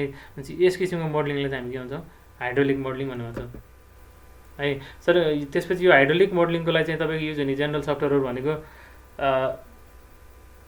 हेग्रास 1D 2D हुन्छ हेग्रासमा पनि है, फ्लो 3D, डेल्फ 3D, एन्सिस। यसको अब यसमा पनि तपाईँको यो डिफ्रेन्ट हाइड्रोलिक मोडलिङ सफ्टवेयरहरू छ, न्युमेरिकल मोडलिङ सफ्टवेयरहरू छ। यसले चाहिँ कस्तो अवस्थामा चाहिँ यो एप्लाई हुन्छ, कुन बेला हामीले युज गर्ने भन्ने कुराहरू चाहिँ तपाईँलाई थाहा हुनु पऱ्यो। जस्तै फर इक्जाम्पल जस्तै माउन्टेनस एरियामा माउन्टेनस एरियामा चाहिँ स्टिप स्लोपमा चाहिँ खोला के हुन्छ त भन्दाखेरि हाई भेलोसिटीमा बगिरहेको हुन्छ। त्यो बेलामा चाहिँ हामीले के गर्न सक्छौँ भन्दाखेरि त्यो फ्लोलाई चाहिँ वान डाइमेन्सनल मान्न सक्छौँ। यदि त्यो फ्लोलाई चाहिँ हामीले वान डाइमेन्सनल मान्यो भने र त्यो पर्टिकुलर खोलाको त्यो सेक्सनको त्यो सेक्सनको चाहिँ हामीले फ्लो एनालाइसिस गर्न खोज्यो भने you can go with HEC RAS 1D। तर जब चाहिँ तपाईँ अब प्लेन लेनमा आउनुहुन्छ तब पानी चाहिँ जुनसुकै डिरेक्सनमा बग्छ है, तिनटै डाइमेन्सनमा पानीको फ्लो चाहिँ सिग्निफिकेन्ट हुन्छ। अनि सिग्निफिकेन्ट चाहिँ तपाईँको ल्याटरल करेन्टहरू हुन्छ, सेकेन्डरी फ्लो हुन्छ भने त्यो बेलामा तपाईँले हेग्रास 1D युज गर्नु भएन। You have to go through flow 3D or Delft 3D। अब यो डेल्फ 3D फ्लो 3D भित्र पनि कुन गभर्निङ इक्वेसनमा बेस छ, त्यसको प्यारामिटर के छ, त्यसमा केही कन्स्ट्रेन्ट्सहरू हुनसक्छ क्या। जस्तै तपाईँको डेल्फ 3D चाहिँ तपाईँको स्टिप स्लोपमा युज गर्न मिल्दैन भनेर भन्छ। किन मिल्दैन त भन्दाखेरि डेल्फ 3Dमा जुन गभर्निङ इक्वेसन युज हुन्छ नि त्यो इक्वेसनभित्र एउटा कुनै प्यारामिटर चाहिँ तपाईँको सेडिमेन्ट साइज भन्ने छ। त्यो सेडिमेन्ट साइजमा चाहिँ रेस्ट्रिक्सन छ क्या। तपाईँको सेडिमेन्ट साइज चाहिँ यति mm, जस्तै 10 mm इक्जाम्पलको लागि है, 10 mm भन्दा सानो पार्टिकलको लागि युज हुने इक्वेसन चाहिँ डेल्फ 3Dमा यदि छ भने र तपाईँले चाहिँ ठुल्ठुलो बोल्डर आउने ठाउँमा चाहिँ डेल्फ 3D युज गर्नुभयो भने मिल्यो त मिलेन नि त। हो त्यो हिसाबमा चाहिँ हामीले कुनै पनि मोडल युज गरेको छौँ भने त्यसमा युज हुने गभर्निङ इक्वेसनले हाम्रो लोकेसन अनुसारको फेभरेबल चाहिँ सिमुलेसन गर्न सक्छ कि सक्दैन त, त्यो कुराहरू हामीले एकदम ध्यान दिनुपर्ने हुन्छ है त। सो यसपछि अब हाइड्रोलोजीमा धेरै युज हुने यो टर्म म बताउँदैछु, lumped model, lumped distributed model भन्ने भन्छौँ। सो लम्प्ड मोडल भनेको के हो त भन्दाखेरि मैले एउटा बेसिन देखाएँ, यो आउटलेट पोइन्ट हो है, आउटलेट पोइन्ट हो। लम्प्ड मोडल भनेको चाहिँ के हो त भन्दाखेरि हाम्रो जुन मोडलले दिने आउटपुट हुन्छ नि, आउटपुट चाहिँ टेम्पोरल आउटपुट चाहिँ हुन्छ, तर स्पेसियल्ली त्यसले दिन सक्दैन भन्न खोजेको। यो पर्टिकुलर चाहिँ आउटलेटमा तपाईँले हेर्नुभयो भने यहाँको डिस्चार्ज यो मोडलले क्यालकुलेट गरेर हामीले यो पोइन्टको मात्रै डिस्चार्ज निकाल्न सक्यौँ। भनेपछि डिस्चार्ज यो टाइम सिरिज डिस्चार्ज आयो भनेपछि त चाहिँ हामीसँग टाइम सिरिज डाटा आउटपुटको रूपमा आयो, टेम्पोरल डेटा आयो। तर स्पेसियल्ली मैले अहिले माउस राखेको ठाउँमा कति डिस्चार्ज हुन्छ भनेर सोध्यो, जस्तै यो खोलाको यो मैले माउस राखेको ठाउँमा कति डिस्चार्ज हुन्छ भनेर सोध्यो भने यो मोडलले अहिले दिन सकेन नि। जस्तै अर्को लोकेसनमा यहाँ दिन सकेन नि, यता दिन सकेन, तर यहाँ मात्रै दियो भनेपछि स्पेसियल्ली सबै लोकेसनमा दिन सकेन है। तर जहाँ दियो टेम्पोरल आउटपुट चाहिँ दियो भने we call this lumped model है त। त्यस्तै अब सेमी डिस्ट्रिब्युटेड मोडल भनेर भन्छौँ। सेमी डिस्ट्रिब्युटेड मोडल भन्दाखेरि अब यही कुरालाई अलिकति हामी के गरौँ त भन्दाखेरि अहिले हाम्रो आउटलेट पोइन्ट एउटा मात्रै थियो। अब हामी डिफ्रेन्ट सब बेसिन्स, यो ठुलो बेसिनलाई सब बेसिन्समा डिभाइड गरेर के गरेर भन्दाखेरि सब बेसिन वाइज चाहिँ हामीले प्रत्येक अब जङ्सनमा मेरो अब डिस्चार्ज थाहा हुने भयो नि त है। भनेपछि जङ्सनमा थाहा हुने भयो भनेपछि अब प्रत्येक जङ्सनमा कति कुन टाइममा हामीले सिमुलेसन गरेको इन्टरभलको कुन टाइममा कति डिस्चार्ज हुन्छ भनेर मोडलले क्यालकुलेट गर्न सक्यो। भनेपछि टेम्पोरल हिसाबले पनि सक्यो र स्पेसियल हिसाबले केही हिसाबमा सक्यो। बट स्टिल अझै खोलाको अरू सेक्सनहरूमा जस्तै बेसिनको अरू ठाउँहरूमा कति फ्लो हुन्छ यसले दिन सकेन नि त। त्यो हुनाले it is semi distributed model. त्यसपछि डिस्ट्रिब्युटेड मोडल भन्दा चाहिँ के हो त भन्दाखेरि टेम्पोरल हिसाबले पनि स्पेसियल हिसाबले पनि हामीले तोकेको एरियाभित्र जुनसुकै ठाउँमा र हामीले तोकेको टाइम ड्युरेसनको जुनसुकै टाइममा चाहिँ त्यसले आउटपुट भ्यालु निकाल्न सक्छ भने that is a distributed model. जस्तै फर इक्जाम्पल मैले यहाँ यो फ्लोको सिमुलेसन भएको भिडियो मैले तपाईँलाई देखाइरहेको छु भनेपछि यो टाइम अनुसार चलिरहेछ। यो भिडियो भनेको त तपाईँको मोडलले निकालेको आउटपुटलाई प्लट गरेर बनाएको एनिमेसन त हो नि होइन। जस्तै यो टाइम अनुसार पनि यो चलिरहेछ भनेपछि अनि यो लोकेसन वाइज पनि प्रत्येक ठाउँको आफ्नो भ्यालु छ भनेपछि यो एरियाको लागि मेरो जुनसुकै लोकेसनको लागि र जुनसुकै टाइमको लागि चाहिँ मेरो आउटपुट भ्यालु मसँग मोडलले दियो नि त है। त्यो भएको हुनाले this is a distributed model है त। सो लम्प्ड सेमी डिस्ट्रिब्युटेड र डिस्ट्रिब्युटेड मोडलको विषयमा तपाईँले यति कुराहरू जान्नु पऱ्यो है त। मैले मेरो आफ्नो भाषामा बुझाउने प्रयास गरेँ, तपाईँले के कति बुझ्नुभयो बुझ्नु भएन है। ओके, सो यसपछि मोडलिङमा युज हुने जेनरल टर्महरू छन् केही। डोमेन भन्ने पहिलो टर्म। डोमेन भनेको चाहिँ कुन एरियामा हामीले चाहिँ मोडलिङ गर्न खोजिरहेको छौँ त, हाम्रो एरिया अफ इन्ट्रेस्ट के हो त, त्यो एरिया अफ इन्ट्रेस्टको बााउन्ड्रीलाई हामी के भन्छौँ, डोमेन भन्ने भन्छौँ। टोटल एरियालाई डोमेन भन्ने भन्छौँ है। जस्तै अब हाइड्रोलोजिकल मोडलिङ गर्न खोज्यो भने हाम्रो क्याचमेन्ट एरिया नै के भयो त, हाम्रो लागि डोमेन भयो है। त्यस्तै यहाँ मैले सेटलिङ बेसिनको सिमुलेसन गर्न खोजेँ भने सेटलिङ बेसिनको यति सेक्सन चाहिँ हाम्रो के भयो त भन्दाखेरि डोमेन भयो, ठिक छ। अनि तपाईँको अर्को भनेको बाउन्ड्री कन्डिसन। बाउन्ड्री कन्डिसन भन्दा चाहिँ के हो त भन्दाखेरि यदि हाम्रो कुनै पनि प्यारामिटरको भ्यालु हाम्रो डोमेनको कुनै पनि लोकेसनमा हामीलाई पहिल्यै थाहा छ, सिमुलेसनभन्दा अगाडि पहिल्यै थाहा छ र त्यो पछि चेन्ज हुँदैन, सिमुलेसन गर्ने बेला पनि चेन्ज हुँदैन भने द्याट इज बाउन्ड्री कन्डिसन, ठिक छ। जस्तै फर इक्जाम्पल हाम्रो हाइड्रोलोजिकल मोडलिङको लागि चाहिँ प्रेसिपिटेसन चाहिँ बाउन्ड्री कन्डिसन भयो कि। प्रेसिपिटेसन हामीले एकचोटि दिन्छौँ डन, त्यो चेन्ज हुँदैन, हामीलाई पहिल्यै थाहा हुन्छ, मोडलिङ गर्नुभन्दा अगाडि नै प्रेसिपिटेसनको भ्यालु हामीलाई थाहा हुन्छ है त। त्यो हुनाले this is boundary condition for hydrological model. अब न्युमेरिकल मोडललाई चाहिँ तपाईँले बाउन्ड्री कन्डिसन हेर्नुभयो भने कुनै पर्टिकुलर ठाउँमा भेलोसिटी अथवा प्रेसरको भ्यालु तपाईँलाई पहिल्यै थाहा हुनसक्छ अथवा फ्लो रेट डिस्चार्जको भ्यालु तपाईँलाई थाहा हुनसक्छ होइन। यदि त्यो भ्यालु पहिल्यै थाहा भयो भने चाहिँ that is boundary condition. Suppose for example यहाँ डब्लु भनेर देखाएको छ नि, यो भनेको यो सेटलिङ बेसिनको यो वाल भनेर डिफाइन गरेको। वालमा के हुन्छ त भन्दाखेरि अब न्युमेरिकल मोडलले के बुझ्छ त भन्दाखेरि यो वालमा जुन छ नि यो चाहिँ नो स्लिप कन्डिसनको कारणले गर्दाखेरि वालमा टाँसिने पानीको भेलोसिटी चाहिँ कति हुनुभयो त, 0 हुने भयो। भनेपछि त यो वालमा जुनसुकै टाइममा जहिले पनि पानीको भेलोसिटी 0 हुन्छ भन्ने कुरा हामीलाई पहिल्यै थाहा भयो है। So that's why this it is boundary condition है त। त्यस्तै अर्को इनिसियल कन्डिसन भन्ने छ। इनिसियल कन्डिसन भन्ने चाहिँ तपाईँको सिमुलेसन गर्ने बेलामा कुनै पनि प्यारामिटरको भ्यालु नन भयो भने स्टार्टिङमा त्यो प्यारामिटरको भ्यालु नन भयो भने त्यसलाई हामी इनिसियल कन्डिसन भनेर भन्छौँ। र इनिसियल कन्डिसन र बाउन्ड्री कन्डिसनमा के फरक हो त भन्दाखेरि इनिसियल कन्डिसन त थाहा त भयो, प्यारामिटरको भ्यालु त सिमुलेसनको सुरुमा त थाहा भयो, तर but it changes with simulation. Simulation हुँदै गर्दाखेरि अब initial condition no more remains initial condition, it becomes final condition होइन। त्यो हुनाले इनिसियल कन्डिसन चाहिँ जब हामी सिमुलेसन गर्दै जान्छौँ त्यसको भ्यालु चाहिँ के हुन्छ, चेन्ज हुँदै जान्छ। जस्तै सोइल मोइस्चर कुरा गऱ्यो भने हाइड्रोलोजिकल मोडलिङमा सोइल मोइस्चर कुरा गऱ्यो भने इनिसियली चाहिँ तपाईँको मोइस्चर कन्टेन्टको भ्यालु 20% थियो अरे।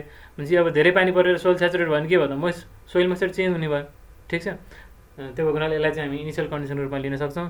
केही इक्जाम्पलहरू मैले यहाँ राख्दैछु है। जस्तै हाइड्रोलिक मोडलिङमा चाहिँ तपाईँको ब्याथोमेट्री भनेको चाहिँ तपाईँको पानीको डेप्थ चाहिँ तपाईँलाई थाहा हुनसक्छ सुरुमा, सिमुलेसन गर्ने बेलामा पानीको डेप्थ यति छ भनेर थाहा भयो भने द्याट इज इनिसियल कन्डिसन। त्यस्तै सेडिमेन्ट कन्सन्ट्रेसन यति छ भने तपाईँलाई थाहा भयो भने त्यसलाई हामी इनिसियल कन्डिसनको रूपमा लिन्छौँ है त। र अल्टिमेटली प्यारामिटर्स भन्ने शब्द एकदमै धेरै युज गर्छौँ हामी मोडलिङमा। प्यारामिटर्स भने चाहिँ के हो त भन्दाखेरि दोज क्वान्टिटिज दोज इन्टिटिज जसले चाहिँ हाम्रो इनपुटलाई चाहिँ आउटपुटमा कन्भर्ट गर्नलाई भित्र जुन सिस्टमभित्र भएको चिजहरू भन्छौँ नि एउटा कुनै पार्टिकुलर सिस्टममा इनपुट आउँदै गर्दाखेरि त्यो इनपुटलाई आउटपुटमा लैजानलाई के चिजले रोल प्ले गर्छ त है, र त्यो रोल प्ले गर्ने क्वान्टिटीलाई हामी के भन्छौँ, प्यारामिटर भनेर भन्छौँ। अनि याद रहोस्, parameters can always be express in number, भ्यालुमा एक्सप्रेस गर्न मिल्ने हुनु पऱ्यो प्यारामिटर। जस्तै तपाईँको चाहिँ तपाईँको वाटर सेटमा चाहिँ फरेस्ट छ अरे होइन, भने forest is not a parameter, किनभने फरेस्टको नम्बर हुँदैन नि त। तर फरेस्टले गर्दाखेरि चाहिँ तपाईँको त्यो त्यो त्यो त्यो बेसिनमा चाहिँ तपाईँको 20% भनौँ न फरेस्ट एउटा भयो, ठिक छ। जस्तै 20% चाहिँ तपाईँको बेसिनको एरिया चाहिँ पेभ्ड भएको छ अरे, रोड छ अरे, रोडले अकुपाई गरेको छ भनेपछि road is not a parameter. तर 20% चाहिँ के भयो त भन्दाखेरि तपाईँको बेसिन चाहिँ 20% इम्परभियस भयो के, रोडको कारणले गर्दाखेरि तपाईँको बेसिन 20% इम्परभियस भयो भनेपछि इम्परभियसनेस इज द प्यारामिटर। त्यस्तै बेसिनको क्यारेक्टरिस्टिक्स भनेको एरिया अनि स्लोप अफ बेसिन, रिभरको लेन्थ, रिभरको स्लोप चाहिँ के भयो त, तिनीहरू चाहिँ बेसिन क्यारेक्टरिस्टिक्सलाई रिलेट गर्ने खाले प्यारामिटर भयो है। जस्तै सोइलको क्यारेक्टरिस्टिक्सहरू हुनसक्यो भनेपछि सोइलको प्यारामिटर चाहिँ के हुने हो त भन्दाखेरि तपाईँको अब इन्फिल्ट्रेसन क्यापेसिटी होला है, हाइड्रोलिक कन्डक्टिभिटी होला, सङ्सन होला, पोरोजिटी होला, भनेपछि यो चाहिँ के भयो त भन्दाखेरि सोइलको प्यारामिटर्सहरू भयो कि, ठिक छ। त्यो चाहिँ हाइड्रोलोजिकल मोडलिङमा युज हुन्छ। त्यस्तै अब हाइड्रोलिक मोडलिङमा युज गर्ने तपाईँको प्यारामिटर्सहरू भनेको pressure, depth across velocity, volume flow rate हुन्छ है, यो क्वान्टिटिजहरू चाहिँ के भयो त, प्यारामिटर भयो है त। सो यो जेनरल मोडलिङको कुराहरू, क्लासिफिकेसन अफ मोडल र बेसिक टर्म्स युज इन मोडलको कुराहरू मैले गरेँ। सो यसपछि जुनसुकै मोडल युज गर्नुभन्दा अगाडि चाहिँ अब तपाईँले आजबाट मन्त्र जप्नु पऱ्यो, कुनै पनि मोडल तपाईँले युज गर्दै हुन्छ भने calibration and validation is the most important part of model. तपाईँले कुनै पनि मोडल क्यालिब्रेसन र भ्यालिडेसन गर्नुभएको छैन भने you cannot use that model. यदि तपाईँले त्यो मोडल युज गर्नुभयो भने your interpretation, your analysis, your result are not valid anymore है। कुनै पनि साइन्टिफिक ब्याकग्राउन्ड भएन, तपाईँले मैले निकालेको चिज मिल्यो भनेर भन्नु पाउनु भएन। तर यदि तपाईँले मोडललाई क्यालिब्रेसन र भ्यालिडेसन गर्नुभयो भने त्यहाँबाट आएको आउटपुटलाई चाहिँ तपाईँले कन्फिडेन्टली साथ तपाईँले भन्न सक्नुहुन्छ कि हो मैले यो आधारमा चाहिँ मैले निकालेको यो चिज चाहिँ यो आधारमा ठिक छ, यति आयो भनेर मैले कन्फिडेन्टली भन्न सक्ने भएँ है त।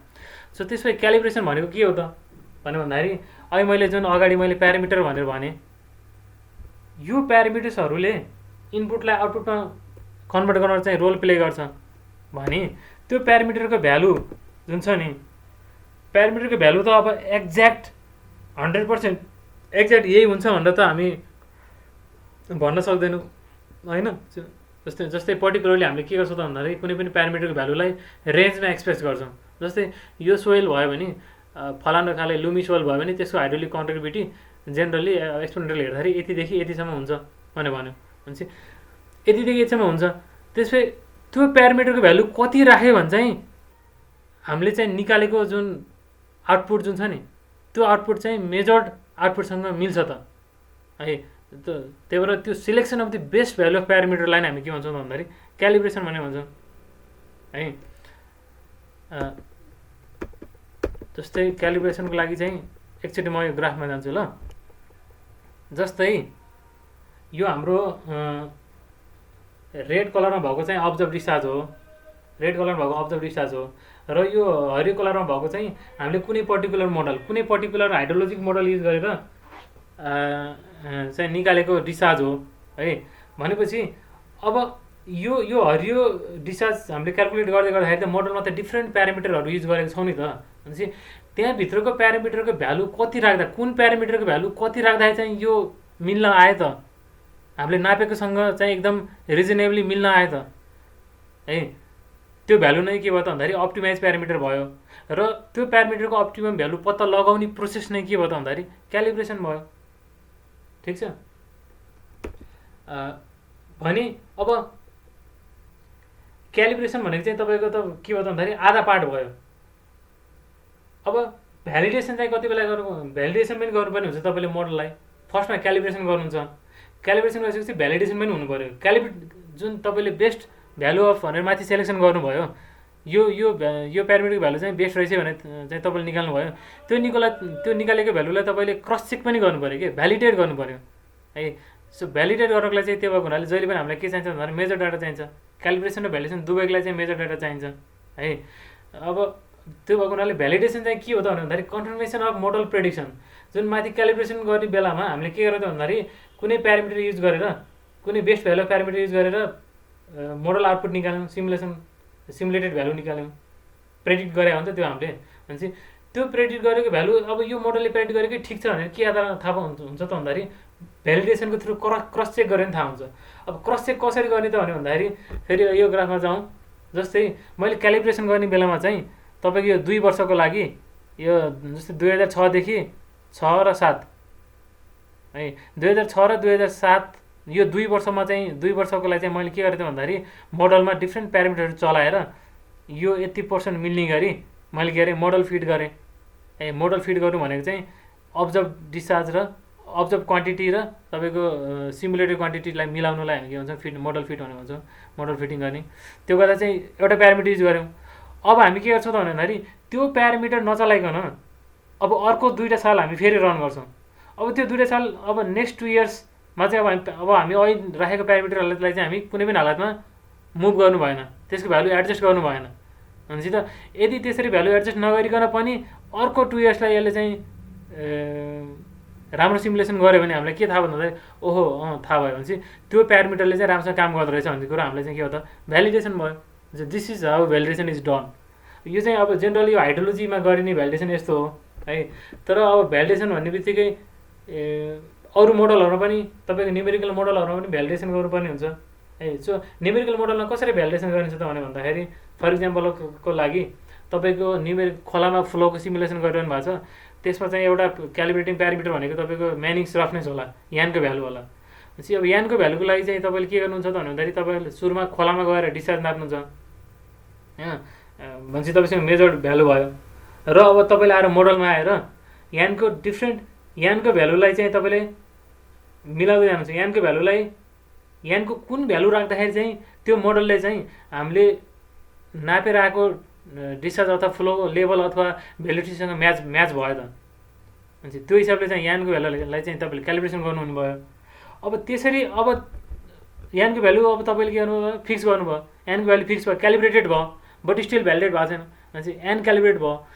अब भ्यालिडेसनलाई तपाईँले के गर्नुहुन्छ त भन्दाखेरि फिजिकल मोडल अथवा अरू जस्तै भनौँ न त्यही लोकेसनको फिजिकल मोडल गरेर फिजिकल मोडलमा फेरि तपाईँले पानी बगाएर सेडिमेन्टको डेप्थहरू यताउति नाप्नुभयो, तपाईँसँग मेजर डाटा छ भनेपछि त्यो मेजर डाटा मार्फत अहिले फर्स्टमा तपाईँले निकालेको यानको भ्यालुलाई तपाईँले अब नचलाइकन यानलाई फिक्स राखेर अब फेरि नयाँ सिमुलेसन गर्दाखेरि अन्डर गिभन कन्डिसन है तपाईँको चाहिँ अब मेजर सेडिमेन्ट डाटा के भयो त होइन, अथवा मेजर अरू फ्लो डाटा नै किन नहोस् त्यो फ्लो मिल्यो कि मिलेन त।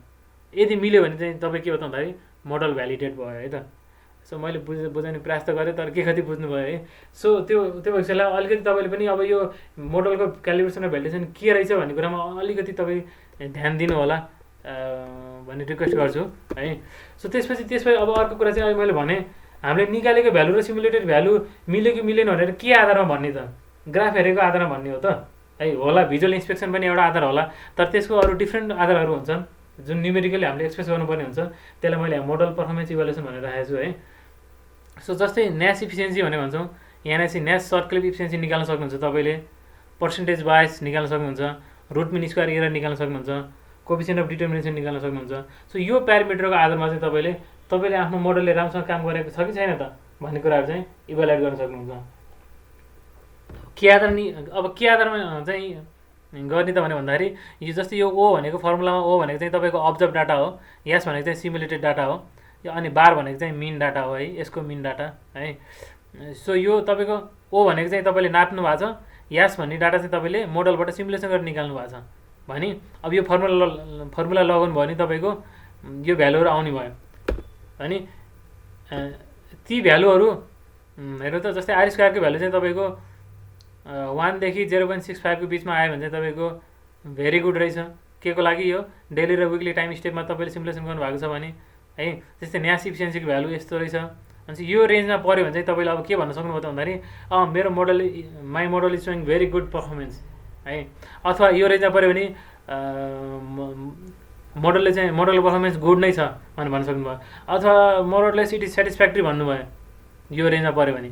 अझ यो रेन्जमा पऱ्यो भने तपाईँ के भन्दा अनसेटिस्फ्याक्ट्री भयो, तपाईँको मोडल चाहिँ भ्यालिडेट भएन है त यो रेन्जमा पऱ्यो भने है त। सो बेसिकली अब हामी गुड र भेरी गुड बनाउने ट्राई गर्नु पऱ्यो हाम्रो मोडलको लागि है। सो यो मैले भन्दै गरेको चाहिँ यो जेनरल मोडल जुनसुकै मोडलको लागि काम लाग्ने हो, यो हाइड्रोलोजिकल मोडलको लागि मात्रै होइन।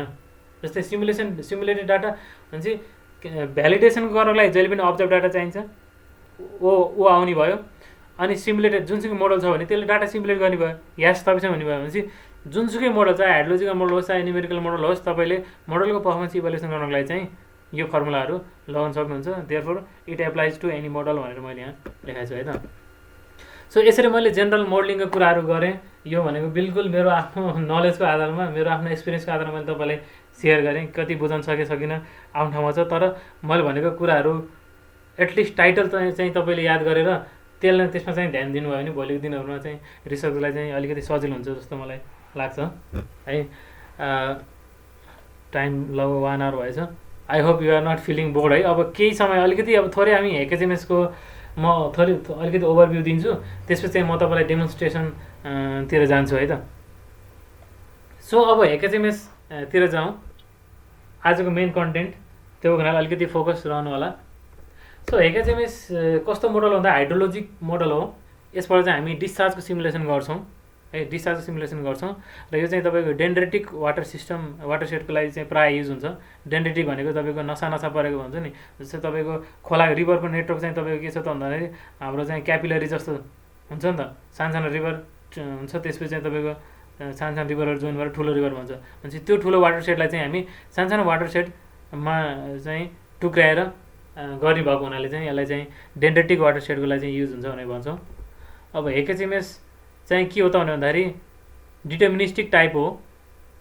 डिटर्मिनिस्टिक किन भयो त भन्दाखेरि HHMSमा युज हुने जुन इनपुट डाटा आउटपुट डाटा हुन्छ नि, त्यसमा चाहिँ हामी प्रोबेबिलिटीको कुरै गर्दैनौँ है। पानी पर्ने प्रोबेबिलिटी यति छ भने भन्दैनौँ, यति पर्छ नै भने भन्छौँ है। द्याट इज डिटर्मिनिस्टिक भयो क्या है। त्यसमा चाहिँ हामीले खासमा त हाम्रो रेनफल त रेन्डम फेनोमेना हो नि त, यति गते यति नै पानी पर्छ भन्ने हामीलाई थाहा छैन। तर त्यो कुरालाई चाहिँ हामी यो HHMS मोडलले इन्कर्पोरेट गर्न सकेको छैन, त्यो रेन्डमलाई इन्कर्पोरेट गर्न सकेको छैन। त्यही भएर त्यसले डिटर्मिनिस्टिक नै मानेर गरेको छ है त। त्यस्तै सेमी डिस्ट्रिब्युटेड मोडल हो। यसले चाहिँ अहिले मैले देखाए जस्तै तपाईँको वाटरसेडको केही लोकेसनहरूमा आउटपुट डाटाहरू यसले दिन सक्छ। वाटरसेडको इच एन्ड एभ्री पोइन्टमा यसले दिन सक्दैन। त्यो भएको हुनाले it is semi distributed model. र यो HHMS चाहिँ तपाईँले इभेन्ट बेस्ड मोडलिङको लागि पनि युज गर्न सक्नुहुन्छ र कन्टिन्युस मोडलिङको लागि पनि युज गर्न सक्नुहुन्छ, कन्टिन्युस सिमुलेसन पनि गर्न सकिन्छ है त। त्यस्तै तपाईँको अब डेली टाइम स्टेपमा गर्नु छ कि विकली गर्नु छ कि सब डेली भनेको इभन तपाईँको हाफ आवर 20 मिनट्स 15 मिनट सायद 5 मिनट इन्टरभलमा समेत गर्न मिल्छ जस्तो लाग्छ। ठ्याक्क मिनिमम चाहिँ मैले बिर्सेँ है, अहिले हेरौँला। सो भनेपछि सब डेली हिसाबमा पनि हामी गर्न सक्छौँ सिमुलेसन्सहरू है त। त्यसको लागि अब सब डेली सिमुलेसनको लागि चाहिँ अब हामीलाई सब डेली अब्जर्भ डाटा हुनु पऱ्यो है। त्यस्तै अब HHMSमा चाहिँ के हुन्छ त भन्दाखेरि HHMS त ओभरअल मोडल त हो, तर यो एउटा सिम्पल फिलोसफीमा बेस्ड छैन क्या। HHMS मोडलको फन्डामेन्टल प्रिन्सिपल भनेर मैले एउटा भन्न सक्दिनँ। किन भन्न सक्दिनँ त भन्दाखेरि HHMS मोडलभित्र पनि सानो यति धेरै मोडलहरू छन् र ती मोडलहरूको आफ्नै एजुम्सन्स छन्। ती मोडलहरू आफ्नै खाले छन्, आफ्नै टाइपका छन् भनौँ नि। अहिले जुन मैले क्लासिफिकेसन मोडल तपाईँलाई देखाएँ है, कोही इम्पेरिकल होलान् होइन, कोही फिजिकल बेस्ड होलान् है। भन्नाले डिफ्रेन्ट मोडलहरू HHMS भित्र पनि सानो डिफ्रेन्ट मोडलहरू छ र त्यो मोडलहरू आफ्नै प्रकारका छन् कि है। त्यो चाहिँ एउटा HHMS को विशेषता हो। अनि HHMS चाहिँ तपाईँको ओपन सोर्स सफ्टवेयर हो। स्पेस पनि त्यति धेरै खाँदैन, इन्स्टलेसन पनि टाइम लाग्दैन र कम्पिटिसन टाइम पनि सर्ट भएको हुनाले हामीलाई चाहिँ इजिली एभाइलेबल हुन्छ। त्यो हिसाबमा पनि हामीले सजिलै काम गर्न सक्छौँ HHMSमा। त्यस्तै युजर फ्रेन्डली इन्टरफेस छ। कहाँ के कसरी कुन चिज कहाँ राख्ने भन्ने कुरोहरू हामी एकदम इजिली बुझ्न सक्छौँ है त HHMSमा। सो HHMS हाइड्रोलोजिक मोडल भइसकेपछि यसलाई चाहिँ के गर्नु पऱ्यो त भन्दाखेरि हाइड्रोलोजिकल प्रोसेसहरू जुन छ नि त्यसलाई इन्कर्पोरेट गर्न सक्नु पऱ्यो नि त होइन।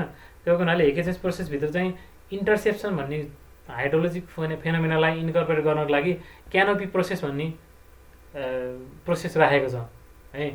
त्यस्तै डिप्रेसन स्टोरेजको कुराहरू, प्रेसिपिटेसन भइसकेपछि यदि इन्फिल्ट्रेसन रेट रेनफल चाहिँ तपाईँको ग्रेटर देन इन्फिल्ट्रेसन रेट भयो भने के हुन्छ त, सर्फेसमा कलेक्सन हुन थाल्छ है, जसलाई हामी डिप्रेसन स्टोरेज भनेर भन्छौँ।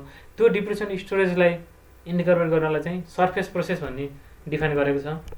त्यस्तै इन्फिल्ट्रेसनको लागि चाहिँ loss process, direct runoff भनेको पानी परिसकेपछि जति लस भयो, लस भएको परेको प्रेसिपिटेसन र लस भएको प्रेसिपिटेसन घटायो भने हामी के भन्छ त्यसलाई एक्सेस प्रेसिपिटेसन भन्छौँ। र एक्सेस प्रेसिपिटेसनले गर्दाखेरि कति डिस्चार्ज आउँछ त है, प्रेसिपिटेसनलाई डिस्चार्जमा ट्रान्सफर्मेसन गर्ने प्रोसेसलाई चाहिँ हामी के भन्छौँ एकैचोटिमा ट्रान्सफर्म प्रोसेस भनेर भन्छौँ है त।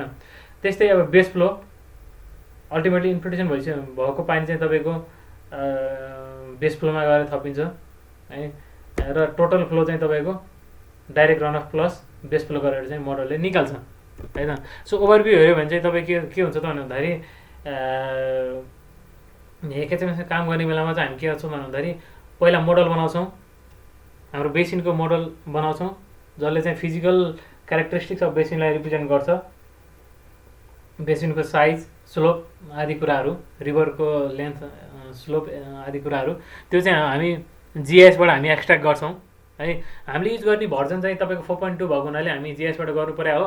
4.2 पछिका जुन रिसेन्ट भर्जनहरू छन्, मैले अस्ति हेर्दाखेरि तपाईँको नयाँ भर्जनहरूमा चाहिँ यो जिआइएसबाट गर्ने काम पनि सबै कामहरू चाहिँ हामीले एचएचएमएसबाटै गर्न सक्ने किसिमको इनबिल्ड फङ्सन त्यहाँ जिआइएस भनेर ट्याब थपेको छ है।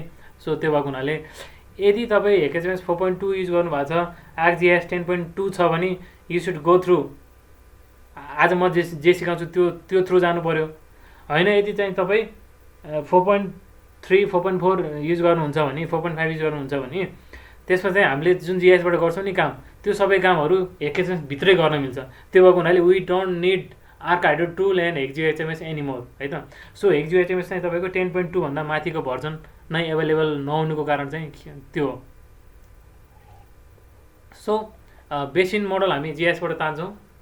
त्यसपछि त्यसको लागि मेटेरियोलोजी भनेको त्यो बेसिनको प्रेसिपिटेसनको कुराहरू, अनि चाहिँ तपाईँको मेट्रोलोजिकल डाटाहरू हामी डिफाइन गर्छौँ, टेम्परेचर, विन्ड भेलोसिटी, ह्युमिडिटी आदि कुराहरू होइन। त्यसपछि कन्ट्रोल स्पेसिफिकेसन भनेको चाहिँ कति टाइममा हामीले रन गर्ने हो त, स्टार्टिङ डेटदेखि इन डेट र टाइम इन्टरभल कति हो भन्ने कुरा चाहिँ हामी कन्ट्रोल स्पेसिफिकेसनबाट चाहिँ हामी कन्ट्रोल गर्न सक्छौँ। त्यसपछि डिफ्रेन्ट एचएचएमएस प्रोसेस हामी डिफाइन गर्छौँ हाम्रो वाटर सेटको लागि है।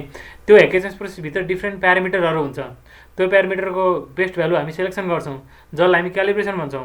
क्यालिब्रेसन गरिसकेपछि अब हामी मोडललाई फेरि के गर्छौँ, भ्यालिडेसन गर्छौँ, र मोडल भ्यालिडेट भइसकेपछि मात्रै हामीले चाहिँ एनालाइसिस अथवा फर्दर त्यो भ्यालिडेटेड मोडलको युज कसरी गर्ने भन्ने कुराहरू त्यसपछि मात्रै हामी एप्लाई गर्न सक्छौँ है त। सो यो जेनरल ओभरभ्यू भयो, धेरै कुराहरू हामी मोडल हेरेरै म बताउँला। सो एप्लिकेसन अफ जेनरल एचएचएमएसको एप्लिकेसनहरू हेर्दाखेरि चाहिँ तपाईँको rainfall run off analysis, precipitation परिसकेपछि त्यहाँ हुने डिफ्रेन्ट हाइड्रोलोजिकल फेनोमेनालाई इन्कर्पोरेट गर्दै अल्टिमेटली चाहिँ तपाईँको डिस्चार्ज कति अभाइलेबल हुन्छ त भन्ने कुराहरू हामी एनालाइसिस गर्न खोज्यो भने that is rainfall run off analysis. त्यसको लागि हामी एचएचएमएस युज गर्न सक्छौँ। त्यस्तै फ्लड फोरकास्टिङको लागि है, फ्लड फोरकास्टिङको लागि चाहिँ तपाईँले अब प्रेसिपिटेसनलाई डिफ्रेन्ट क्लाइमेटिक मोडलबाट प्रेसिपिटेसन फोरकास्ट गरेर त्यो आधारमा चाहिँ फोरकास्टेड प्रेसिपिटेसनको आधारमा चाहिँ आउन सक्ने फ्लडहरूलाई चाहिँ तपाईँले एचएचएमएस मार्फत तपाईँले फेरि फ्लडलाई फोरकास्ट गर्न सक्नुहुन्छ। जस्तै अब प्रेसिपिटेसन तपाईँको प्रोबेबल म्याक्सिमम प्रेसिपिटेसन है, प्रोबेबल म्याक्सिमम प्रेसिपिटेसन बेसिनमा भयो भने त्यसबाट आउने करस्पोन्डिङ प्रोबेबल म्याक्सिमम फ्लडको भ्यालु कति हुनसक्छ त भन्ने किसिमको एनालाइसिस गर्न चाहनुभयो भने यु क्यान गो थ्रु एचएचएमएस है। त्यस्तै डाइभर्जन मोडलिङ, डाइभर्जन मोडलिङ भने चाहिँ तपाईँको जस्तै खोला, एउटा कुनै पर्टिकुलर खोलामा तपाईँले कुनै हाइड्रोलिक स्ट्रक्चर बन्न खोजिरहनु भएको छ र केही टाइमको लागि चाहिँ तपाईँले जस्तै भनौँ न कफर ड्याम बनाएर फ्लोलाई चाहिँ डाइभर्ट गर्न खोजिरहनु भएको छ भने त्यो बेलामा चाहिँ के हुनु त खोलाको बाइफर्केसन हुने भयो, एउटा च्यानलबाट आइरहेको खोला चाहिँ के हुनुभयो, दुईवटा च्यानलमा डिभाइड हुने भयो, डाइभर्जन हुने भयो। त्यसै डाइभर्जन हुँदै गर्दाखेरि त्यहाँको फ्लोको एनालाइसिस गर्न खोज्नुभयो भने द्याट इज डाइभर्जन मोडलिङ, एचएचएमएसबाट गर्न मिल्छ है। त्यस्तै वाटर क्वालिटी मोडलिङ, वाटर पोल्युसनको कुराहरू तपाईँले हेर्न खोज्नुभयो, जस्तै इन्डस्ट्रियल वेस्ट चाहिँ कुनै पनि खोलामा मिक्स भइरहेको छ र त्यसले चाहिँ सर्टेन डाउनस्ट्रिम जाँदै गर्दाखेरि चाहिँ त्यसले खोलाले सेल्फ प्युरिफिकेसन गरिरहेको छ कि छैन त होइन, अथवा त्यसको कति छ पोल्युसनको इन्टेन्सिटी है, in terms of dissolve oxygen, nitrogen, phosphorus को कन्टेन्टको आधारमा तपाईँले वाटर क्वालिटी मोडलिङ गर्न सक्नुहुन्छ है त, एचएचएमएसबाट पनि गर्न मिल्छ। त्यस्तै रिजर्भर एन्ड डिटेन्सन मोडलिङ, तपाईँसँग अब ड्याम बनाउनु भयो, ड्याममा चाहिँ तपाईँको रिजर्भरको अपरेसन हेर्नु पऱ्यो होइन, भने रिजर्भर राउटिङ, ड्याम छ, ड्याममा अपस्ट्रिममा फ्लड आयो भने त्यो चाहिँ त्यसको चाहिँ रिजर्भरबाट पास हुँदै गर्दाखेरि त्यसको राउटिङ फिनोमेना के हुन्छ त्यो हेर्नु पऱ्यो भने यु क्यान गो थ्रु चाहिँ एचएचएमएस, जसले चाहिँ रिजर्भर डिटेन्सन मोडलिङ भनेर चाहिँ तपाईँलाई जानकारी दिन सक्छ है, यु क्यान युज। त्यसै सेडिमेन्ट मोडलिङ भनेको अहिले पनि मैले भने एचएचएसबाट तपाईँले सेडिमेन्ट मोडलिङ गर्नुभयो भने सेडिमेन्टको डिस्चार्ज तपाईँले निकाल्न सक्ने हो, सेडिमेन्टको डेप्थ होइन है, सेडिमेन्टको डिस्चार्ज कुनै पर्टिकुलर लोकेसनमा प्रतिदिन होइन कति भोल्युम सेडिमेन्ट चाहिँ गइरहेको रहेछ त त्यो पर्टिकुलर वाटर सेटबाट होइन, त्यो कुरा तपाईँलाई थाहा पाउनु मन लाग्यो भने you can go through HHMS sediment modelling. त्यस्तै तपाईँको अब हायर हिमालयन रिजनमा चाहिँ तपाईँको प्रेसिपिटेसनको रूपमा चाहिँ स्नोफल हुन्छ, त्यो स्नोफलले फल भइसकेपछि पछि टेम्परेचर बढेर स्नो मेल्ट भएर रनअफ कति आउँछ त भन्ने कुरा तपाईँले चाहिँ एनालाइसिस गर्नु खोज्नुभयो भने अन्त त्यसलाई हामी स्नो मेल्ट रनअफ मोडलिङ भनेर भन्छौँ, जुन एचएचएमएसबाट पनि गर्न मिल्छ है त। सो यावत अब डेमोन्स्ट्रेसनको बाहेक अरू कुराहरू जेनरल कुराहरू मैले तपाईँलाई यहाँसम्म आइपुग्दाखेरि भने है। सो अब म चाहिँ डेमोन्स्ट्रेसनमा जान्छु। अब डेमोन्स्ट्रेसनमा चाहिँ तपाईँको pre processing using GIS for HHMS को मोडल सेटअपको लागि चाहिँ जिआइएसबाट हामी के काम गर्छौँ त्यसको म डेमोन्स्ट्रेसन एक्सप्लेनेसन सहित डेमोन्स्ट्रेसन गर्दै जान्छु र त्यो डेमोन्स्ट्रेसन प्री प्रोसेसिङको डेमोन्स्ट्रेसन सकेपछि हामी एकछिन रेस्ट लिन्छौँ अनि फेरि कन्टिन्यू गर्छौँ है त। सो अहिलेसम्म यहाँसम्म आइपुग्दाखेरि मैले भन्न खोजेको कुराहरू कम्तीमा जस्तै सरले भन्नु खोज्नुभएको कुरा चाहिँ यस्तो रहेछ भनेर केही जेनरल आइडिया त भइरहेछ है, मलाई रेस्पोन्ड गर्नु त कसैले? ठिक छ नि, युआर ओके विथ स्पिड र स्पिड वाइज तपाईँ ठिक छ है, ओके थ्याङ्क यू। सो त्यो हो भने चाहिँ म अब यो पावर पोइन्टलाई रोकेर I'd like to go through GIS है। तपाईँले अब म सँगसँगै गर्न आज मिल्दैन होला, डोन्ट वरी, भिडियो रेकर्ड भइरहेछ। सो म जिआइएसमा गएँ। सो जिआइएसको आई एज्युम द्याट तपाईँलाई जिआइएसको फन्डामेन्टल कुराहरू थाहा छ होला है, यदि थाहा छैन भने पनि डोन्ट वरी, जिएसको पार्टलाई साइडमा राखेर एचएचएमएसमा अलिकति ध्यान दिनु होला। सो हामीले आर्क हाइडर टुल र चाहिँ तपाईँको एक्सजिएचएमएस इन्स्टल गर्ने बित्तिकै तपाईँको हाम्रो यहाँ आर्क हाइडर टुलको अप्सन आयो र एक्सजिएचएमएस पनि आयो है। सो फर्स्टमा हामी के गर्छौँ त भन्दाखेरि आर्क हाइडर टुललाई चाहिँ अन गर्छौँ, सरी आर्क हाइडर टुललाई राख्छौँ, यो बन्द गरिदिन्छौँ है त, एडिटरलाई एकछिनमा हटाइदिन्छ है त। सो आर्क हाइडरबाट सुरु गर्छौँ। सो हाम्रो डाटा चाहिँ मैले तपाईँलाई पनि दिएछु है, मैले तपाईँलाई दिएको जिआइएस सेभ फाइल तपाईँले हेर्नुभयो भने त्यहाँ डिएम अरुण भन्ने डाटा छ, अरुण रिभरको क्याचमेन्टलाई मैले क्लिप गरेर यो डाटा दिएछु है। त्यसपछि अर्को डाटा भनेको मैले रिभर सेभ फाइल दिएछु है। सो यो दुईवटा भनेपछि एक्सजिएचएमएसमा काम गर्नको लागि एचएचएमएस मोडल सेटअप गर्नको लागि चाहिँ यदि हामी 4.2बाट गयौँ भने फर्स्ट काम हामी यहाँबाट सुरु गर्छौँ है। पहिलो काम भनेको हामी अब यो अलिकति सिक्वेन्सियल प्रोसेस छ है, तपाईँ पछि याद हुन्छ, डिएमलाई रिकन्डिसनिङ गर्छौँ हामी सुरुमा। डिएम रिकन्डिसनिङ भने चाहिँ के हो त भन्दाखेरि जुन हामीले यो रिफरेन्स रिभर दिएको छु नि, यो रिफरेन्स रिभरको आधारमा चाहिँ रिभरको यो टेरेन म्याच हुने गरी यो रिभरको वरिपरिको डिएमको भ्यालुलाई चाहिँ मिलाउने भन्न खोजेको है, ताकि चाहिँ तपाईँको यो फ्लो चाहिँ तपाईँको एक्युमुलेसन हुँदै गर्दाखेरि चाहिँ यो रिभरको ठाउँमा चाहिँ आर्टिफिसियल आइल्यान्डहरू जस्तो नबनोस् भन्ने हिसाबले चाहिँ हामी डिएम रिकन्डिसनिङ भन्ने फङ्सन एप्लाई गर्छौँ है। अब यसको भिडियोहरू त तपाईँले युट्युबमा पनि भेट्न सक्नुहुन्छ, तर त्यसमा चाहिँ यो गर्ने भने भन्छ, किन गर्ने भनेर त भन्दैन है। अब मैले चाहिँ सकेसम्म तपाईँलाई किन गरेको भनेर पनि भन्ने ट्राई गरिरहेको छु होइन। सो डिएम रिकन्डिसनिङ भइरहेछ धेरै टाइम त नलाग्नु पर्ने हो। सर म एउटा क्वेसन सोधौँ सर? भन्नु न, फिल फ्री है टु आस्क, यहाँ घुमेको बेलामा जति सोध्दा पनि हुन्छ। ए त्यो युसिजिएसबाट डाउनलोड गरेको डिएम फाइल छ नि, हजुर त्यो पछि चाहिँ त्यो बेसिनको सेभ फाइल बनाउँदाखेरि चाहिँ त्यसमा पुरै ऊ भएन के, क्लिप भएन, बिचबिचमा स्पेसहरू आयो, त्यो कसरी हटाउनु, के गर्नुपर्छ त्यो पछि? हजुर त्यो अब युएसजिएसबाट, युएसजिएस हो है तपाईँले भन्नु खोज्नुभएको, युएसजिएस साइट हो। युएसजिएस साइटबाट निकालेको डाटा त्यस्तै होल्लो छ होइन। अब त्यसको ठ्याक्क करेक्सन गरेर मैले हेरेको छैन, तर त्यसको त्यो डाटा फिलअप गर्ने कुनै मेथोडोलोजीहरू छ कि एकचोटि रिसर्चै गर्नुपर्छ होला। अर्को कुनै त्यस्तो ऊ छ त्यो डाउनलोड गर्नलाई, त्यो बाहेक त्यस्तोबाट आउँदा चाहिँ ग्याप नआउने? त्यो बाहेक अब मसँग चाहिँ कताबाट हो, तपाईँको पुरै साउथ एसियाको डेम मसँग छ होइन। त्यो भएको हुनाले मैले फर्दर कहिले पनि उ गर्नु परेन है। त्यसमा तपाईँ डिएमको डेटाको केही प्रब्लम भयो भने यु क्यान कन्ट्याक्ट मी, म तपाईँलाई एभाइलेबल गरिदिन्छु ल। हुन्छ हुन्छ, ओके। सो डिएम रिकन्डिसनिङ भइसकेपछि हामी सिङ्कहरूलाई फिलअप गरिदिन्छौँ। सिङ्क भनेको चाहिँ अब हामी जिएस पढेको साथीहरूलाई त थाहा छ, यो ग्रिड डिएम डाटा भनेको ग्रिडेड फर्ममा हुन्छ। ग्रिडेड फर्ममा चाहिँ तपाईँको जस्तै एउटा कुनै पर्टिकुलर सेलको वरिपरि चाहिँ तपाईँको सबै हायर भ्यालु आइदियो भने त प्रेसिपिटेसन पानी त्यहाँबाट बग्दै आएको पानी त के हुनु भयो त, त्यही सेलमा आएर कन्सन्ट्रेट हुने भयो नि त, फर्दर पानी बग्नु पाएन नि त है। सो त्यस्तोलाई हामी सिङ्क भनेको भन्छौँ। त्यस्तो सिङ्कहरू छ भने हामीले फिल गरिदिनु पर्ने हुन्छ सुरुमा डिएममा, मैले फिल गरिदिएँ। त्यसपछि फ्लो डिरेक्सन, यो जेनरल हाम्रो हाइड्रोलोजिकल प्रोसेस है। जिएसबाट चाहिँ हामी क्याचमेन्ट एरिया निकाल्न खोजिरहेको छौँ। क्याचमेन्ट एरिया निकाल्ने प्रोसेस यो जेनरल फ्लो डिरेक्सन तपाईँलाई थाहै छ है। त्यस्तै फ्लो एक्युमुलेसन गर्छौँ। फ्लो एक्युमुलेसनलाई अलिकति थोरै टाइम लाग्छ। बिचमा यसरी घुमिरहेको बेलामा म खाली भएको बेलामा तपाईँलाई केही सोध्नु छ भने यु क्यान आस्क है, बिचमा फिल फ्री टु आस्क। यो हामीले यो डेमको जुन एउटा हामीले पार्टिकुलर क्याचमेन्ट लिँदाखेरि चाहिँ अब जस्तै हामीले डाटा भ्यालिडेसन पनि गर्नुपर्ने हुन्छ, त्यो भएर मेजर्ड भएकै स्टेसनहरूको पोइन्ट लिँदा बेटर हुन्छ कि के छ यो अब हामीले मोडलिङ गर्दाखेरि चाहिँ? यस्तो हुन्छ नि त, तपाईँको के हुन्छ त भन्दाखेरि डाटा स्टेसन भन्दा नि तपाईँको एरिया त सुरुमा फिक्स हुन्छ नि होइन र। तपाईँले कुन प्रब्लम भएर तपाईँले मोडलिङ गर्नुभयो त यतिकै रमाइलोको लागि मोडलिङ गर्नु त होइन।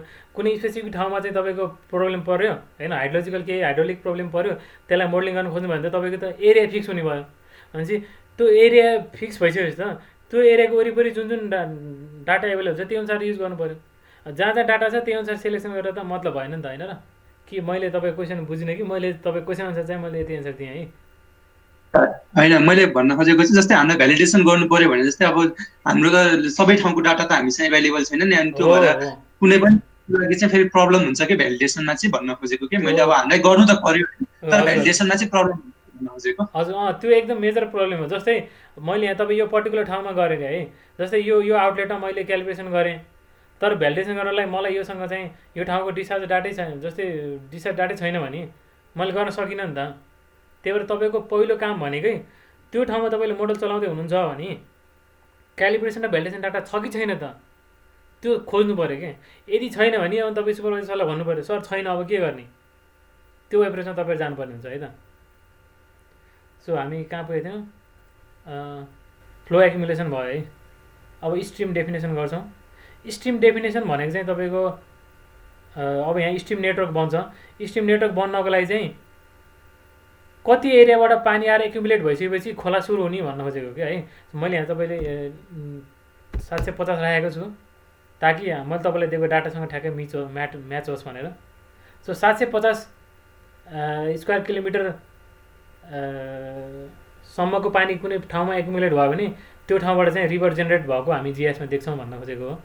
स्ट्रिम डेफिनेसन भनेको, स्ट्रिम सेगमेन्टेसन भनेको स्ट्रिमलाई डिफ्रेन्ट सेगमेन्टमा छुट्याउने भन्न खोजेको हो। स्ट्रिम सेगमेन्टेसन भयो। अब तपाईँ यो प्रोसेस गर्दाखेरि एकदम नातिकन गर्नुपर्छ। म त यो धेरै बानी परिसकेर म यहाँ एकदम गुटुङटुङ गरिरहेको छु होइन। तपाईँ चाहिँ नातिकन गर्नु पऱ्यो। क्याचमेन्ट ग्रिड डेलिनेसन अब यसले के छ त भन्दाखेरि दिएको 750 अनुसार चाहिँ उसले के छ भन्दाखेरि सम्भावित सब बेसिनहरूलाई चाहिँ यसले टुक्राउँछ। क्याचमेन्ट ग्रिड डेलिनेसन एन्ड क्याट भनेर यसरी आयो है। क्याचमेन्ट ग्रिड डेलिनेसन भइसक्यो। पोलिगन प्रोसेसिङ, त्यो आएको क्याट चाहिँ तपाईँको हो ग्रिड फाइल हो, रास्टर फाइल हो, त्यसलाई चाहिँ पोलिगनमा लगिरहेको छ अहिले क्याचमेन्ट पोलिगन प्रोसेसिङले।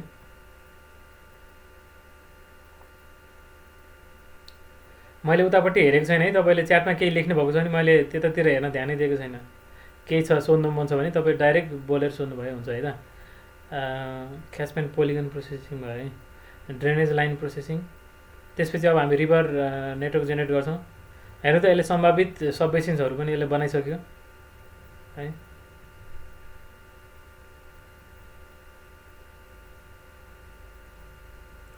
टाइम कति भयो? 12 बजिसकेको छ है। ओके, ड्रेनेज लाइन बन्यो, त्यसो adjoint catchment processing.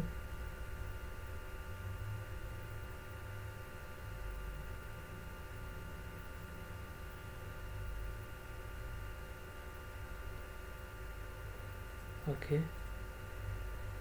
Drainage point, अब यो सब बेसिन्सहरूले पानी ड्रेन गरेर कुन पोइन्टमा आउँछ त्यसलाई हामी ड्रेनेज पनि भन्छौँ। अब घरिघरि अब जस्तै अहिले मैले कुनै पनि पर्टिकुलर फङ्सन ओके गर्दाखेरि यहाँ भित्र लेखेको चिज छ नि, मैले हेरिरहेको छैन। किन हेरिरहेको छैन भन्दाखेरि यो हिजोदेखि एकदम मिलेर आइरहेछ। घरिघरि चाहिँ तपाईँको यो क्याटको ठाउँमा चाहिँ तपाईँको यदि एसटिआर भइदियो भने अब मिल्दैन, तपाईँको इरेर आउँछ है त। तपाईँले सुरुमा गर्दा चाहिँ अलिकति ध्यान दिएर यो ठ्याक्क फ्लो एक्युमुलेसनको लागि एफएससी यो एकदम मिलिरहेको छ कि छैन त्यो ध्यान दिनु पऱ्यो है। प्रतिचोटि आँखा चिम्मा गरेर ओके गर्दै जाँदाखेरि हाम्रो मिस्टेक हुनसक्छ। सो यसरी डिफ्रेन्ट सबबेसिन्सहरूको ड्रेनेज पोइन्ट पनि हामीले पत्ता लगाउन सक्ने भयो।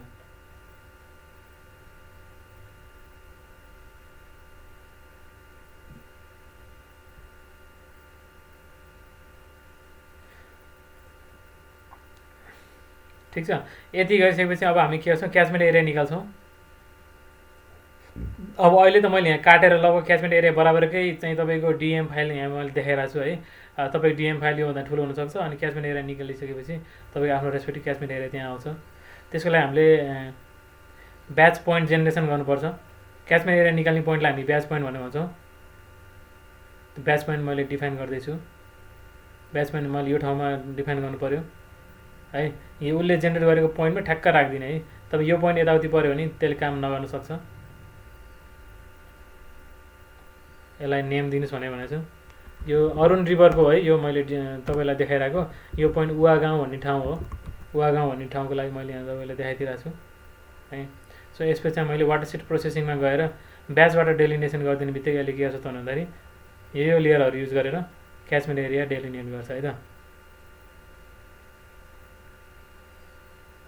अब यो जिआइएस चाहिँ तपाईँको के छ त भन्दाखेरि जिआइएस डाइरेक्ट तपाईँले सिक्नुभन्दा पनि जिआइएसको पहिला प्रिन्सिपल एकदम बुझ्नुपर्छ जस्तो लाग्छ मलाई। अब तपाईँको सेकेन्ड इयरको साथीहरूले त पढिसक्नुभयो। जो फर्स्ट इयरको साथीहरू हुनुहुन्छ जिआइएसको क्लासकोमा बस्दा चाहिँ तपाईँ थ्योरीलाई चाहिँ एकदम ध्यान दिनु होला। किनभने यदि तपाईँले जिआइएसको थ्योरी बुझ्नुभयो भने सक्यो, तपाईँले जिआइएस एकदम मजाले युज गर्न सक्नुहुन्छ है त। सो यसरी क्याचमेन्ट एरिया हाम्रो बन्यो।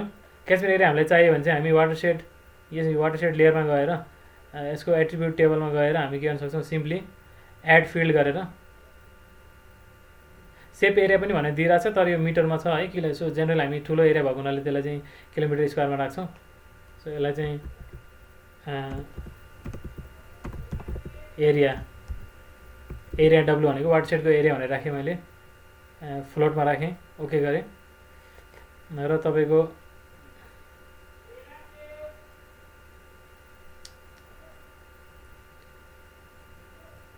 यो एरियामा गएर चाहिँ मैले के गर्न सक्छु त भन्दाखेरि एरियाको लागि क्यालकुलेट जियोमेट्री गरिदिने र स्क्वायर मिटरको ठाउँमा चाहिँ किलोमिटर स्क्वायर राखिदिने है त। सो गर्दाखेरि तपाईँको 25,981 स्क्वायर किलोमिटर चाहिँ क्याचमेन्ट एरिया आयो। एरिया थाहा भयो है त। सो भनेपछि पहिलो काम तपाईँले क्याचमेन्ट एरिया निकाल्न सिक्नुभयो है। क्याचमेन्ट एरिया, अब क्याचमेन्ट एरिया तपाईँको अहिले मैले आर्क हाइड्रो टुलबाट निकालिरहेको छु। तपाईँको स्वाट युज गर्नुभएको छ भने स्वाटबाट गर्न पनि मिल्छ, अथवा यत्तिकै आर्क टुलबक्सभित्रको हाइड्रोलोजीभित्र गएर जसरी अहिले मैले फिल, फ्लो डिरेक्सन, फ्लो एक्युमुलेसनहरू गरेँ त्यसरी पनि निकाल्न सक्नुहुन्छ है। डिफ्रेन्ट वेज छन् क्याचमेन्ट एरिया निकाल्ने। सो डिफ्रेन्ट एक्सटेन्सनहरूले एक्सटेन्सनभित्र पनि अब क्याचमेन्ट एरिया चाहिने हुनाले प्रत्येक एक्सटेन्सनले चाहिँ आफूलाई क्याचमेन्ट एरिया निकाल्न मिल्ने किसिमको बनाएको छ है त। सो यसपछि चाहिँ हामी के गरिदिन्छौँ त भन्दाखेरि यो वाटरसेडलाई म हटाइदिन्छु एकछिन।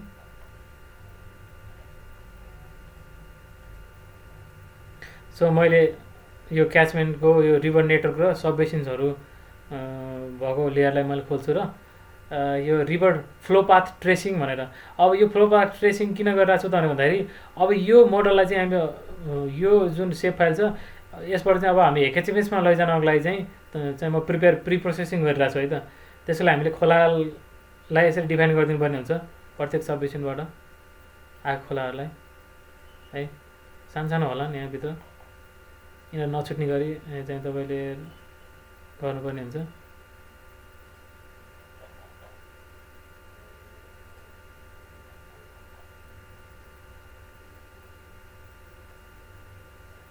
बिचमा केही छ बोल्नु मन लाग्छ नि बोल्नु ल, म एक्लै गर गरिरहेको छु।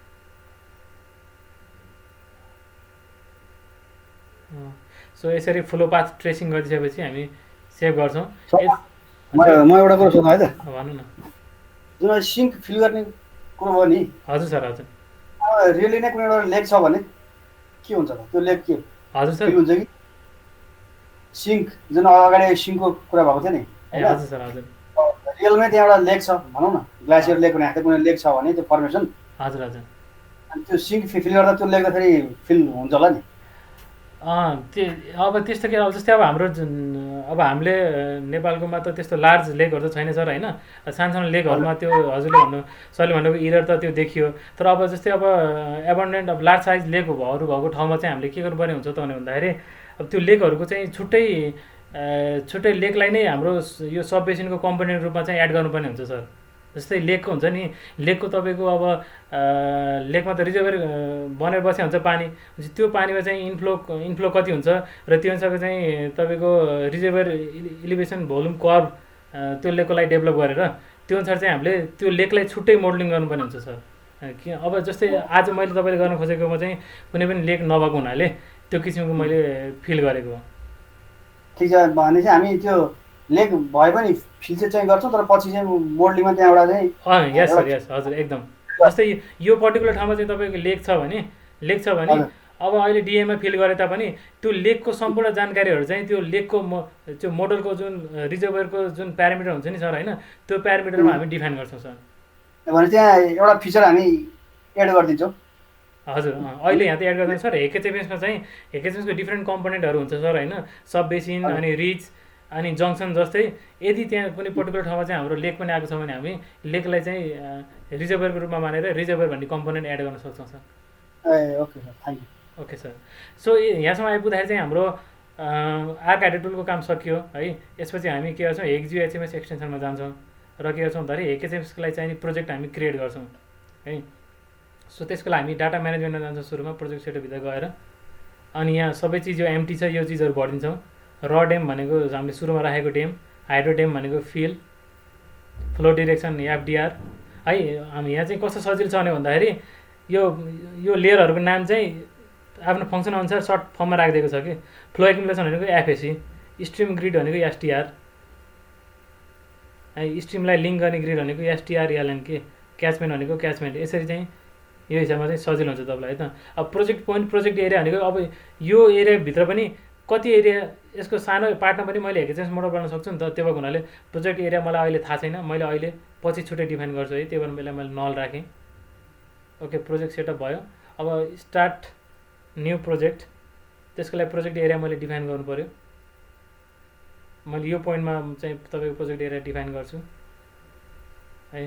त्यसको लागि कुनै नाम दिएँ मैले, जस्तै अरुण रिभर भन्ने दिएँ है। डिस्क्रिप्सन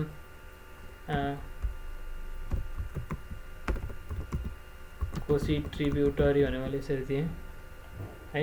अनि यो चाहिँ डेस्कटपमा ट्रेनिङ डेभित्र चाहिँ गएर सेभ हुने भयो। यो HHMS-को प्रोजेक्ट बनाउन थालेको त हामीले अहिले। सो प्रोजेक्ट बन्यो यसमा। हजुर सर, एउटा क्वेसन सोधौँ। यस्तो त अनगस्टमा चाहिँ हजुरको चाहिँ गर्नु पऱ्यो भने चाहिँ कसरी गर्ने? अनगस्टवालामा चाहिँ मोल्डिङ गर्नु पऱ्यो भने चाहिँ कसरी गर्ने, जसको चाहिँ फ्लो डाटाहरू चाहिँ अभाइलेबल छैन भने? अब अभाइलेबल छैन भने तपाईँको अब भ्यालिडेसनको लागि अब अनगज क्याचमेन्टमा पनि त तपाईँको डिस्चार्जहरू निकाल्ने डिफ्रेन्ट मेथडहरू डेभलप छन् नि त होइन, त्यो मेथडहरूको युज गर्नुपर्ने हुन्छ। अनगज बेसिनमा पनि तपाईँको डिफ्रेन्ट अब डिस्चार्ज एप्रोक्सिमेसन कसरी गर्ने भन्ने कुरा, जस्तै हाम्रो यो डिएचएमले निकालेको छ नि वेक हाइडेस्ट सफ्टवेयरहरू यताउति एमआइपी मेथडहरू, यो यो यो एप्रोचमा जानु पऱ्यो। अब डाटै छैन भने त के गर्ने त होइन, मलाई चाहिँ त्यस्तो लाग्छ। सो म कहाँ थिएँ भन्दाखेरि प्रोजेक्ट सेटअपमा थिएँ। अब मैले प्रोजेक्ट पोइन्ट डिफाइन गरेँ छैन। प्रोजेक्ट पोइन्ट मैले डिफाइन गर्नु पऱ्यो है। एड प्रोजेक्ट पोइन्ट गरेर मैले हेकेजेस प्रोजेक्ट कुन ठाउँ बनाउने हो, यो एउटा लाइन रिभर छुटेछ है, इरर नदियोस्। यो पोइन्टमा मैले हेकेजेस प्रोजेक्ट डेभलप गर्ने हो मैले डिफाइन गरेँ। अब त्यसपछि मैले के गर्छु, जेनेरेट प्रोजेक्ट गरिदिन्छु है।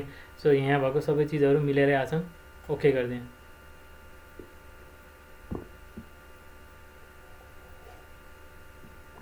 सो अहिले के काम भइरहेको हो त भन्दाखेरि हेकेजेसलाई चाहिने बेसिनको मोडल भनेको थिएँ मैले। अहिले बेसिनको मोडल हामीले बनाउनु खोजिरहेको हो है। सो यति एरियामा बनाउने हो भने सोध्छ यास भने भन्दैन। यति गरिसकेपछि हेकेजेसको कम्पोनेन्टहरू यसले अब जेनेरेट गरिरहेछ। अहिले हेकेजेसमा चाहिने कम्पोनेन्टहरू जेनेरेट गरिरहेछ, ओके गरिदिउँ।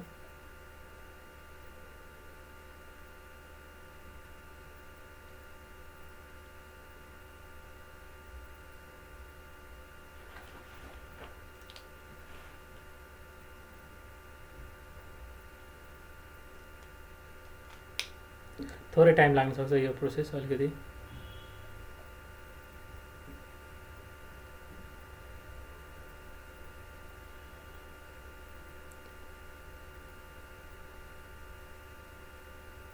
यो घुमिरहेको बेलामा म बिचमा पछ्याउने कुरा एउटा भन्छु। अब यसबाट चाहिँ हामीले मेन गर्न खोजेको चाहिँ सब बेसिन कत्रो बनाउने है, सब बेसिन कतिवटा बनाउने, सब बेसिन कत्रो बनाउने, कहाँ डाटा एभाइलेबल छ भन्ने कुराहरू हामीले थोरै ध्यान दिनुपर्ने हुन्छ यो पोइन्टमा। जस्तै अहिले मैले तपाईँको स्ट्रिम डेफिनेसन गर्ने बेलामा 750 राखेँ।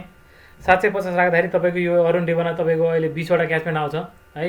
अब यो 20वटा क्याचमेन्ट चाहिँ तपाईँलाई एकदम धेरै भयो होइन, म चाहिँ 5वटा क्याचमेन्ट मात्रै बनाएर गर्ने हो भने तपाईँले फिल हुन्छ भने अब क्याचमेन्टहरूलाई मर्ज गरिदिनु पऱ्यो होइन। अथवा होइन अझै सानो चाहिँ तपाईँको बेसिन बनाउनु मन लाग्यो भने तपाईँले के गर्नु पऱ्यो, बेसिनलाई चाहिँ टुक्राउनु पऱ्यो। भनेपछि यो पोइन्टमा आउँदाखेरि this is the time that you have to decide तपाईँले कतिवटा सब बेसिन बनाउने हो र कत्रो बनाउने हो। अब हामीले चाहे जस्तो ठ्याक्क बराबर साइजको सब बेसिन त बन्दैन, it depends upon the topography होइन। सो भनेपछि यो पोइन्टमा आएर चाहिँ तपाईँलाई सब बेसिनहरू धेरै भइरहेछ भने मर्ज गर्ने काम तपाईँले यहाँ गर्न सक्नुहुन्छ है। अनि सिचुएसन यस्तो हुनसक्छ तपाईँको कुनै मेजर डाटा छ नि, मेजर डाटा कुनै पर्टिकुलर खोलाको यो लोकेसनमा हुनसक्छ। अब यो लोकेसनमा त तपाईँको अब यो खोलाको बिचमा त तपाईँको अब हेकेजेसले जङ्सन राख्दैन, जङ्सन त यो बिचमा आउँछ भनेपछि तपाईँले त्यो पोइन्टमा पनि सब बेसिन पर्ने गरी चाहिँ तपाईँले सब बेसिनलाई डिभाइड गर्नुपर्ने हुनसक्छ है। सो त्यो कुराहरू चाहिँ तपाईँले यो पोइन्टमा आएर ख्याल गर्नु पऱ्यो है त। अझै पनि घुमिरहेछ। सो यदि बेसिन मर्ज गर्नु पऱ्यो भने चाहिँ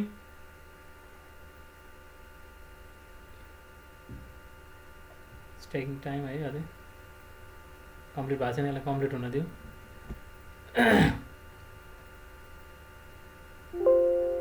ओके प्रोजेक्ट जेनेरेट भयो। सो यहाँ हेऱ्यो भने तपाईँको रिभर सब बेसिन र रिभर भनेर यसरी बन्यो हेकेजेसको लागि। सो मैले भन्नु खोजेको चाहिँ तपाईँलाई बेसिन मर्ज तपाईँ गर्न चाहनुभयो है, बेसिन मर्ज गर्न त चाहनुभयो, तर बेसिन मर्ज गर्दै गर्दाखेरि के कुरा ध्यान दिनु पऱ्यो त भन्दाखेरि सपोज तपाईँको अब यो सेलेक्ट टुल है, यो टुल है, यो बेसिन र तपाईँको यो बेसिन र यो बेसिन मर्ज हुन्छ कि हुँदैन होला है। यो मर्ज हुन्छ कि हुँदैन होला भनेर हेर्नको लागि तपाईँको यहाँ हेर्नु त, यो बेसिनको पानी आएर चाहिँ तपाईँको यो पोइन्टमा आएर एक्युमुलेट भइरहेछ होइन। अनि यो बेसिनको पानी आएर चाहिँ तपाईँको कहाँ एक्युमुलेट भइरहेछ, यहाँ एक्युमुलेट भइरहेछ। अब यो दुईवटा बेसिन मर्ज गर्न त मिलेन नि, किन भन्दाखेरि बेसिन दुईवटा मर्ज गर्नलाई त कम्तीमा यो दुईवटा मर्ज गरिसकेपछि कमन आउटलेट हुनु पऱ्यो नि त, छैन, मिलेन। भनेपछि बेसिन मर्ज गर्ने बेलामा तपाईँले यस्तो कुराहरू ध्यान दिनु पऱ्यो है त। भनेपछि अब यो दुईवटा बेसिन मर्ज गर्नु खोज्यो भने तपाईँको इरर आउँछ है। ट्राई गरौँ त के भन्छ, बेसिन मर्ज गऱ्यो भने यहाँ make sure selected points are adjacent with the river connected, connected रिभरको एडजस्टेन्ट हुनु पऱ्यो दुईवटा है। त्यो हुनाले यिनीहरू मर्ज गर्न सकेन है। तर अब मैले हेऱ्यो भने यो बेसिन र यो बेसिन के हुन्छ,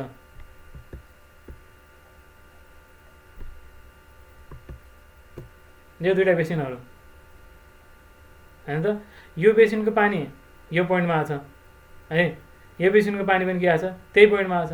भनेपछि त यो दुईवटै बेसिन मर्ज भएर यही पोइन्टमा आउँछ भनेर भन्न सक्यो नि त, हो कि न। भनेपछि त्यो भएको हुनाले यो दुईवटा बेसिन चाहिँ मर्ज गर्न सक्नुहुन्छ। त्यस्तै यो दुईवटा बेसिन मर्ज गरेर अब एउटा यो सानो टुक्रो बेसिन आयो कि, अब यो सानो टुक्रो बेसिनको लागि फेरि छुट्टै अहिले प्रेसिपिटेसन डाटा प्रिपेरेसन यताउति गर्नु पऱ्यो होइन। भनेपछि झन्झट भयो। एउटा सानो बेसिन भनेपछि यसलाई पनि तपाईँले के गरिदिन सक्नुभयो त भन्दाखेरि यसलाई पनि अब यो दुईवटा मर्ज भइसकेपछि अब फेरि यो मर्ज भएको र यो मर्ज भएको पनि के भन्नुभयो, ठ्याक्कै रिभरको एडजस्टेन्ट पोइन्टमा पर्ने भयो। भनेपछि त यो पनि मर्ज गर्न मिल्ने भयो। त्यही भएर यो कन्ट्रोल सिफ्ट गरेर यो पनि तिनवटा तपाईँले यसरी मर्ज सेलेक्ट गर्नुभयो भने चाहिँ के हुनु त भन्दाखेरि यति चिज चाहिँ यो सबै तिनवटाको बेसिनको पोइन्ट आएर यो पोइन्टमा आएर कलेक्सन गर्ने हुनाले तिनवटा बेसिन मर्ज भयो है त। सो यसरी मर्ज गर्न सक्नुहुन्छ, ठिक छ। सो भनेपछि यो तरिकाबाट चाहिँ हामी बेसिन मर्ज गर्छौँ। त्यस्तै अब मानौँ अब तपाईँले भोलि अब तपाईँको हाइड्रोलोजिकल मोडल भ्यालिडेसनको लागि चाहिँ क्यालिब्रेसन र भ्यालिडेसनको लागि चाहिँ तपाईँलाई अब्जर्भ डिस्चार्ज चाहिन्छ। अब्जर्भ डिस्चार्ज त आउटलेटमा त छ, तर अपस्ट्रिम कुनै पोइन्टहरूमा पनि अब्जर्भ डिस्चार्ज हाम्रो हुनसक्छ। त्यो बेलामा त तपाईँको अब के हुनुपर्छ भन्दाखेरि त्यो अब्जर्भ डिस्चार्ज दिनको लागि फेरि हामीले हेकेचेममा राख्दाखेरि त्यो जङ्सनमा एभाइलेबल हुनुपर्छ। यो बिच पोइन्टमा हामीले डिस्चार्ज डाटा दिन सक्दैनौँ। त्यो हुनाले यदि यो पोइन्टमा चाहिँ तपाईँको डिस्चार्ज डाटा छ भने यही पोइन्टबाट सबबेसिन टुक्रिने गरी तपाईँले सबबेसिन डिभाइड गर्नु पऱ्यो पहिले नै होइन। त्यो हुनाले अब मर्ज त हामीले हेऱ्यौँ, स्प्लिट बेसिन भन्ने पनि हामीले हेर्छौँ है त। सो सब बेसिन डिभाइड भन्ने टुल युज गरेर तपाईँले कुनै पर्टिकुलर पोइन्टमा चाहिँ यसरी यो ठाउँमा हाइड्रोलोजिकल स्टेसन छ भने तपाईँले यहाँ क्लिक गरिदिनु भने चाहिँ के हुन्छ त भन्दाखेरि यो पोइन्टमा चाहिँ तपाईँको बेसिन टुक्रिएर आउँछ। ताकि अब यो पोइन्टमा चाहिँ के हुन्छ त, नयाँ जङ्सन बनेर आउनु भयो। नयाँ जङ्सन बनिसकेपछि यहाँ त यसले सोध्यो है, अब के गर्यो त यसले बेसिनलाई दुई टुक्रा बनाइदियो, ओके गरिदियो है। सो यसरी चाहिँ के हो त भन्दाखेरि सब बेसिन क्रिएट भयो। अब हामी मजाले यो ठाउँमा चाहिँ मेजर हाइड्रोलोजिकल डिस्चार्ज डाटा चाहिँ हामीले यो पोइन्टमा एसाइन गर्न सक्ने भयो है त। सो मैले तपाईँलाई दिएको डाटामा चाहिँ यो पोइन्ट छैन, त्यो भएको हुनाले मैले फेरि यहाँ गएर बेसिन मर्ज गरेर यसलाई सेलेक्सन गरेर फेरि मर्ज गरिदिन्छु ल। यसलाई एउटै बेसिनको रूपमा मैले मानेको छु है। सो बेसिन प्रोसेसिङमा गएर मर्ज गरिदिनु, ओके है त। सो मैले तपाईँलाई जुन फाइल पठाएको छु जिएस फाइलभित्र सब बेसिन भन्ने फाइल चाहिँ यो फाइल हो है। सो अब सब बेसिनलाई चाहिँ अब हामीले नाम दिनुपर्ने हुन्छ, चिन्नु पऱ्यो नि त। पछि हामीले अब डाटा प्रिपरेसन गर्ने बेलामा सब बेसिनको नाम चिन्नु पऱ्यो। त्यो भएको हुनाले अहिले नै हामी यो यसको एट्रिब्युटमा गएर चाहिँ हामीले यसलाई चाहिँ सब बेसिनको नाम भनेर डिफाइन गरिदिनु पऱ्यो है। अहिले तपाईँ ग्रिड कोड यताउति के छ है, सब बेसिनको नाम छैन है। सब बेसिनको नाम दिनलाई चाहिँ हामी के गर्छौँ भन्दाखेरि एड फिल्ड गर्छौँ। एड फिल्ड गरेर सब बेसिन भनेर दिन्छौँ, सर्ट इन्टिजर ओके गरिदियो भयो। अब सब बेसिनको यहाँ नाम दिनको लागि चाहिँ यहाँ तपाईँले 1 2 3 लेख्नको लागि चाहिँ यतिकै लेख्न मिल्दैन, एडिटर अन गर्नु पऱ्यो। एडिटरबाट चाहिँ तपाईँले के गर्नु पऱ्यो, स्टार्ट एडिटिङ गर्नु पऱ्यो। के लाग्यो, सब बेसिन 76 सब बेसिन 76 लाई एडिट गर्नुभयो भने तपाईँले अब चाहिँ यहाँ 1 2 3 यसरी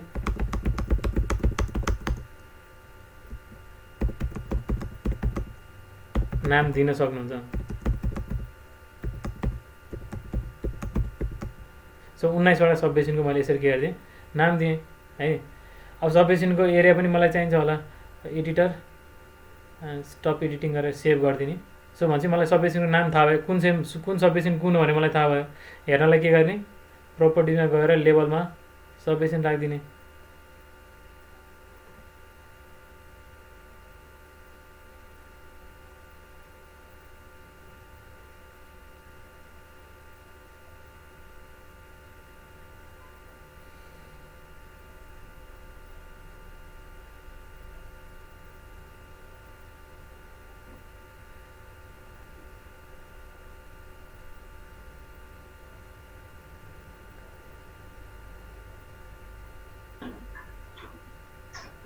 यो हाम्रो सब बेसिन डिफाइन गर्दा हजुरले 750 स्क्वायर किलोमिटर राख्नु भएको थियो कि त्यो म्याक्सिमम एरिया चाहिँ 750 हुने गरी राखेको हो कि त्यो मैले अलिकति कन्फ्युज भयो त्यो कुरामा चाहिँ के थियो कन्फ्युज हुनुभयो एकछिन ल हजुर सब बेसिन एप्लाई ओके जुन छ नि जस्तै एकचोटि यो क्याचमेन्टमा फोकस गरौँ त यो सानो क्याचमेन्टमा फोकस गरौँ र यो सब बेसिनमा जस्तै यो सब बेसिनमा त तपाईँको यसरी खोला छ भनेपछि खोला त योभन्दा माथि पनि छ नि है त्यहाँ छ होला नि सानो सानो खोल्छो होला केही त होला नि यहाँ होइन हजुर छ यहाँ केही त छ भनेपछि तर यहाँ डिस्प्ले गर्ने बेला चाहिँ यहाँबाट मात्रै रिभर भएको सुरु भएको किन देखायो भने भन्दाखेरि योभन्दा माथिको जुन पोइन्टहरू छ नि यो पोइन्टमा चाहिँ पानी बग्दै आउँदाखेरि चाहिँ त्यो 750 किलोमिटर स्क्वायरभन्दा कम एरियाबाट बग्दै आएको पानी हो कि त्यो भएको हुनाले चाहिँ यो ठाउँमा आइपुग्दाखेरि खोलै बनाएन भन्ने जस्तो देखाएको हो कि बुझ्नुभयो भनेपछि हामीलाई अझ धेरै सब ट्रिब्युटर चाहियो भनेपछि त्यो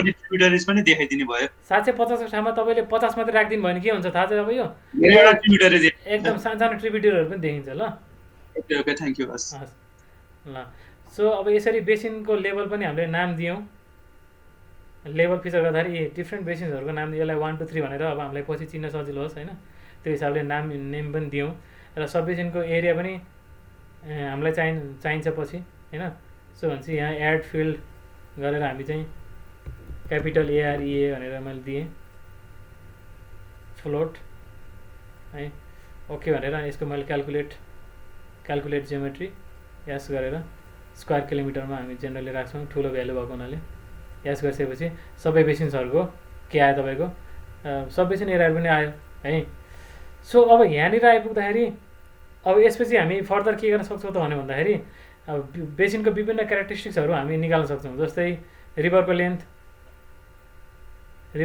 ओके गरिदिउँ है रिभरको लेन्थ निस्कियो कहाँ आएर बसेछ यो रिभरको यो एट्रिब्युट टेबलमा आएर बस्छ है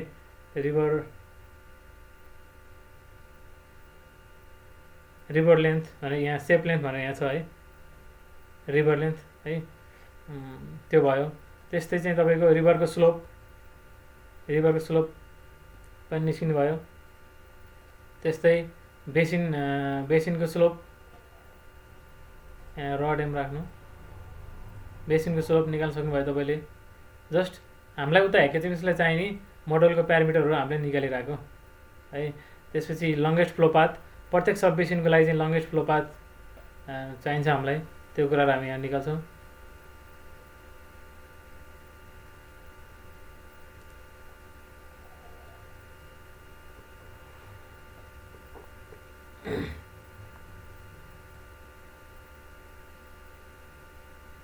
लङ्गेस्ट फ्लो पाथ भनेको प्रत्येक सब बेसिनको लागि चाहिँ तपाईँको लङ्गेस्ट लेन्थ अफ ट्राभल पानीले ट्राभल गर्ने लङ्गेस्ट लेन्थ है जुन चाहिँ हाम्रो टाइम अफ कन्सन्ट्रेसन निकाल्नको लागि हामी युज गर्छौँ लङ्गेस्ट फ्लो पाथको लेन्थ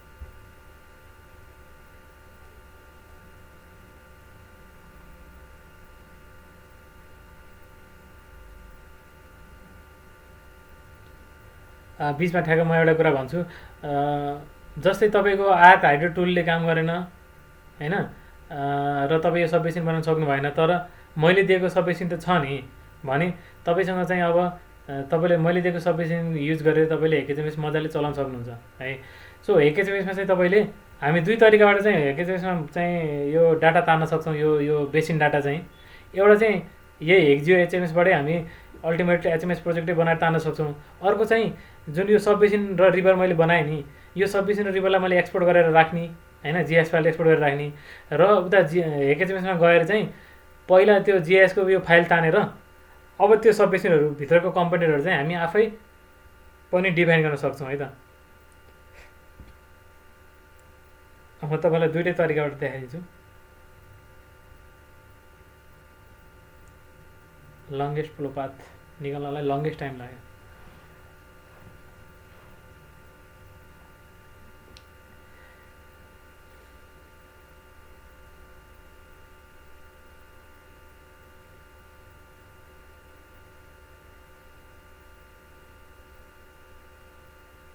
तपाईँको अब फर्स्टमा त तपाईँले कुनै पनि मोडल चलाउँदाखेरि मोडलमा के गरेर हामी सुरुदेखि लास्टसम्म पुगिन्छ मोडलको स्टेप्सहरू त आफ्नो ठाउँमा छ इम्पोर्टेन्ट कुरा हो तर अल्टिमेटली चाहिँ एउटा तपाईँले सक्सेसफुली एउटा मोडल चलाउनको लागि चाहिँ एकदमै धेरै टाइम लाग्छ त्यो मोडलले कसरी क्यालकुलेट गरिरहेछ है भनेपछि त्यहाँभित्रको फिजिक्स के हो, त्यहाँभित्रको मेथड्सहरू के हो भन्ने कुराहरू बुझ्नु चाहिँ धेरै टाइम लाग्न सक्छ, बिस्तारै सिक्दै जाने हो है। सो बेसिनको सेन्ट्रोइड हामीलाई चाहिन सक्छ।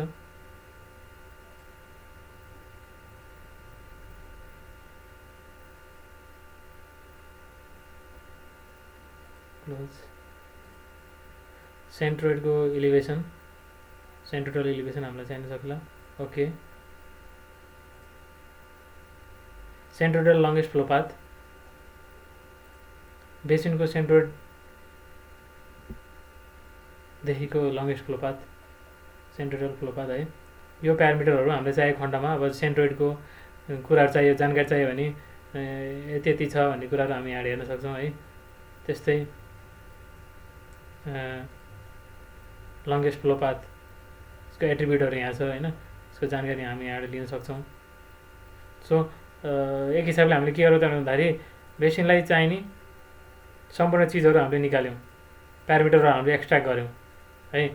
त्यसपछि अब यहाँबाट HHMS सम्म लैजाने एउटा आफ्नो प्रोसेस छ है। त्यो कुरालाई म एकछिन रोकेर तपाईँलाई HHMS को बेसिक बुझ्ने हिसाबमा म जान्छु एकछिन, यसलाई म एकछिन सेभ गर्छु, यसलाई म चलाउँदिनँ, फर्दर यसमा काम पऱ्यो भने म यसमा आउँछु ब्याक है। सो HHMS को मैले इन्टरफेस खोलेँ। सो यहाँबाट चाहिँ हाम्रो HHMS को यात्रा सुरु हुन्छ। If you are feeling okay we can start, we can continue है। हामीलाई बोर लागेको छ भने एकछिन ब्रेकको नेसेसरी फिल हुन्छ भने यु क्यान एक्सप्रेस। के गर्ने, ब्रेक गर्ने एकछिन 5 मिनट एकछिन गरौँ सर, 5 मिनट जति ब्रेक गरौँ। ओके ल 5 मिनट 12:31 भयो है त, 12:36 मा विल बी ब्याक है त।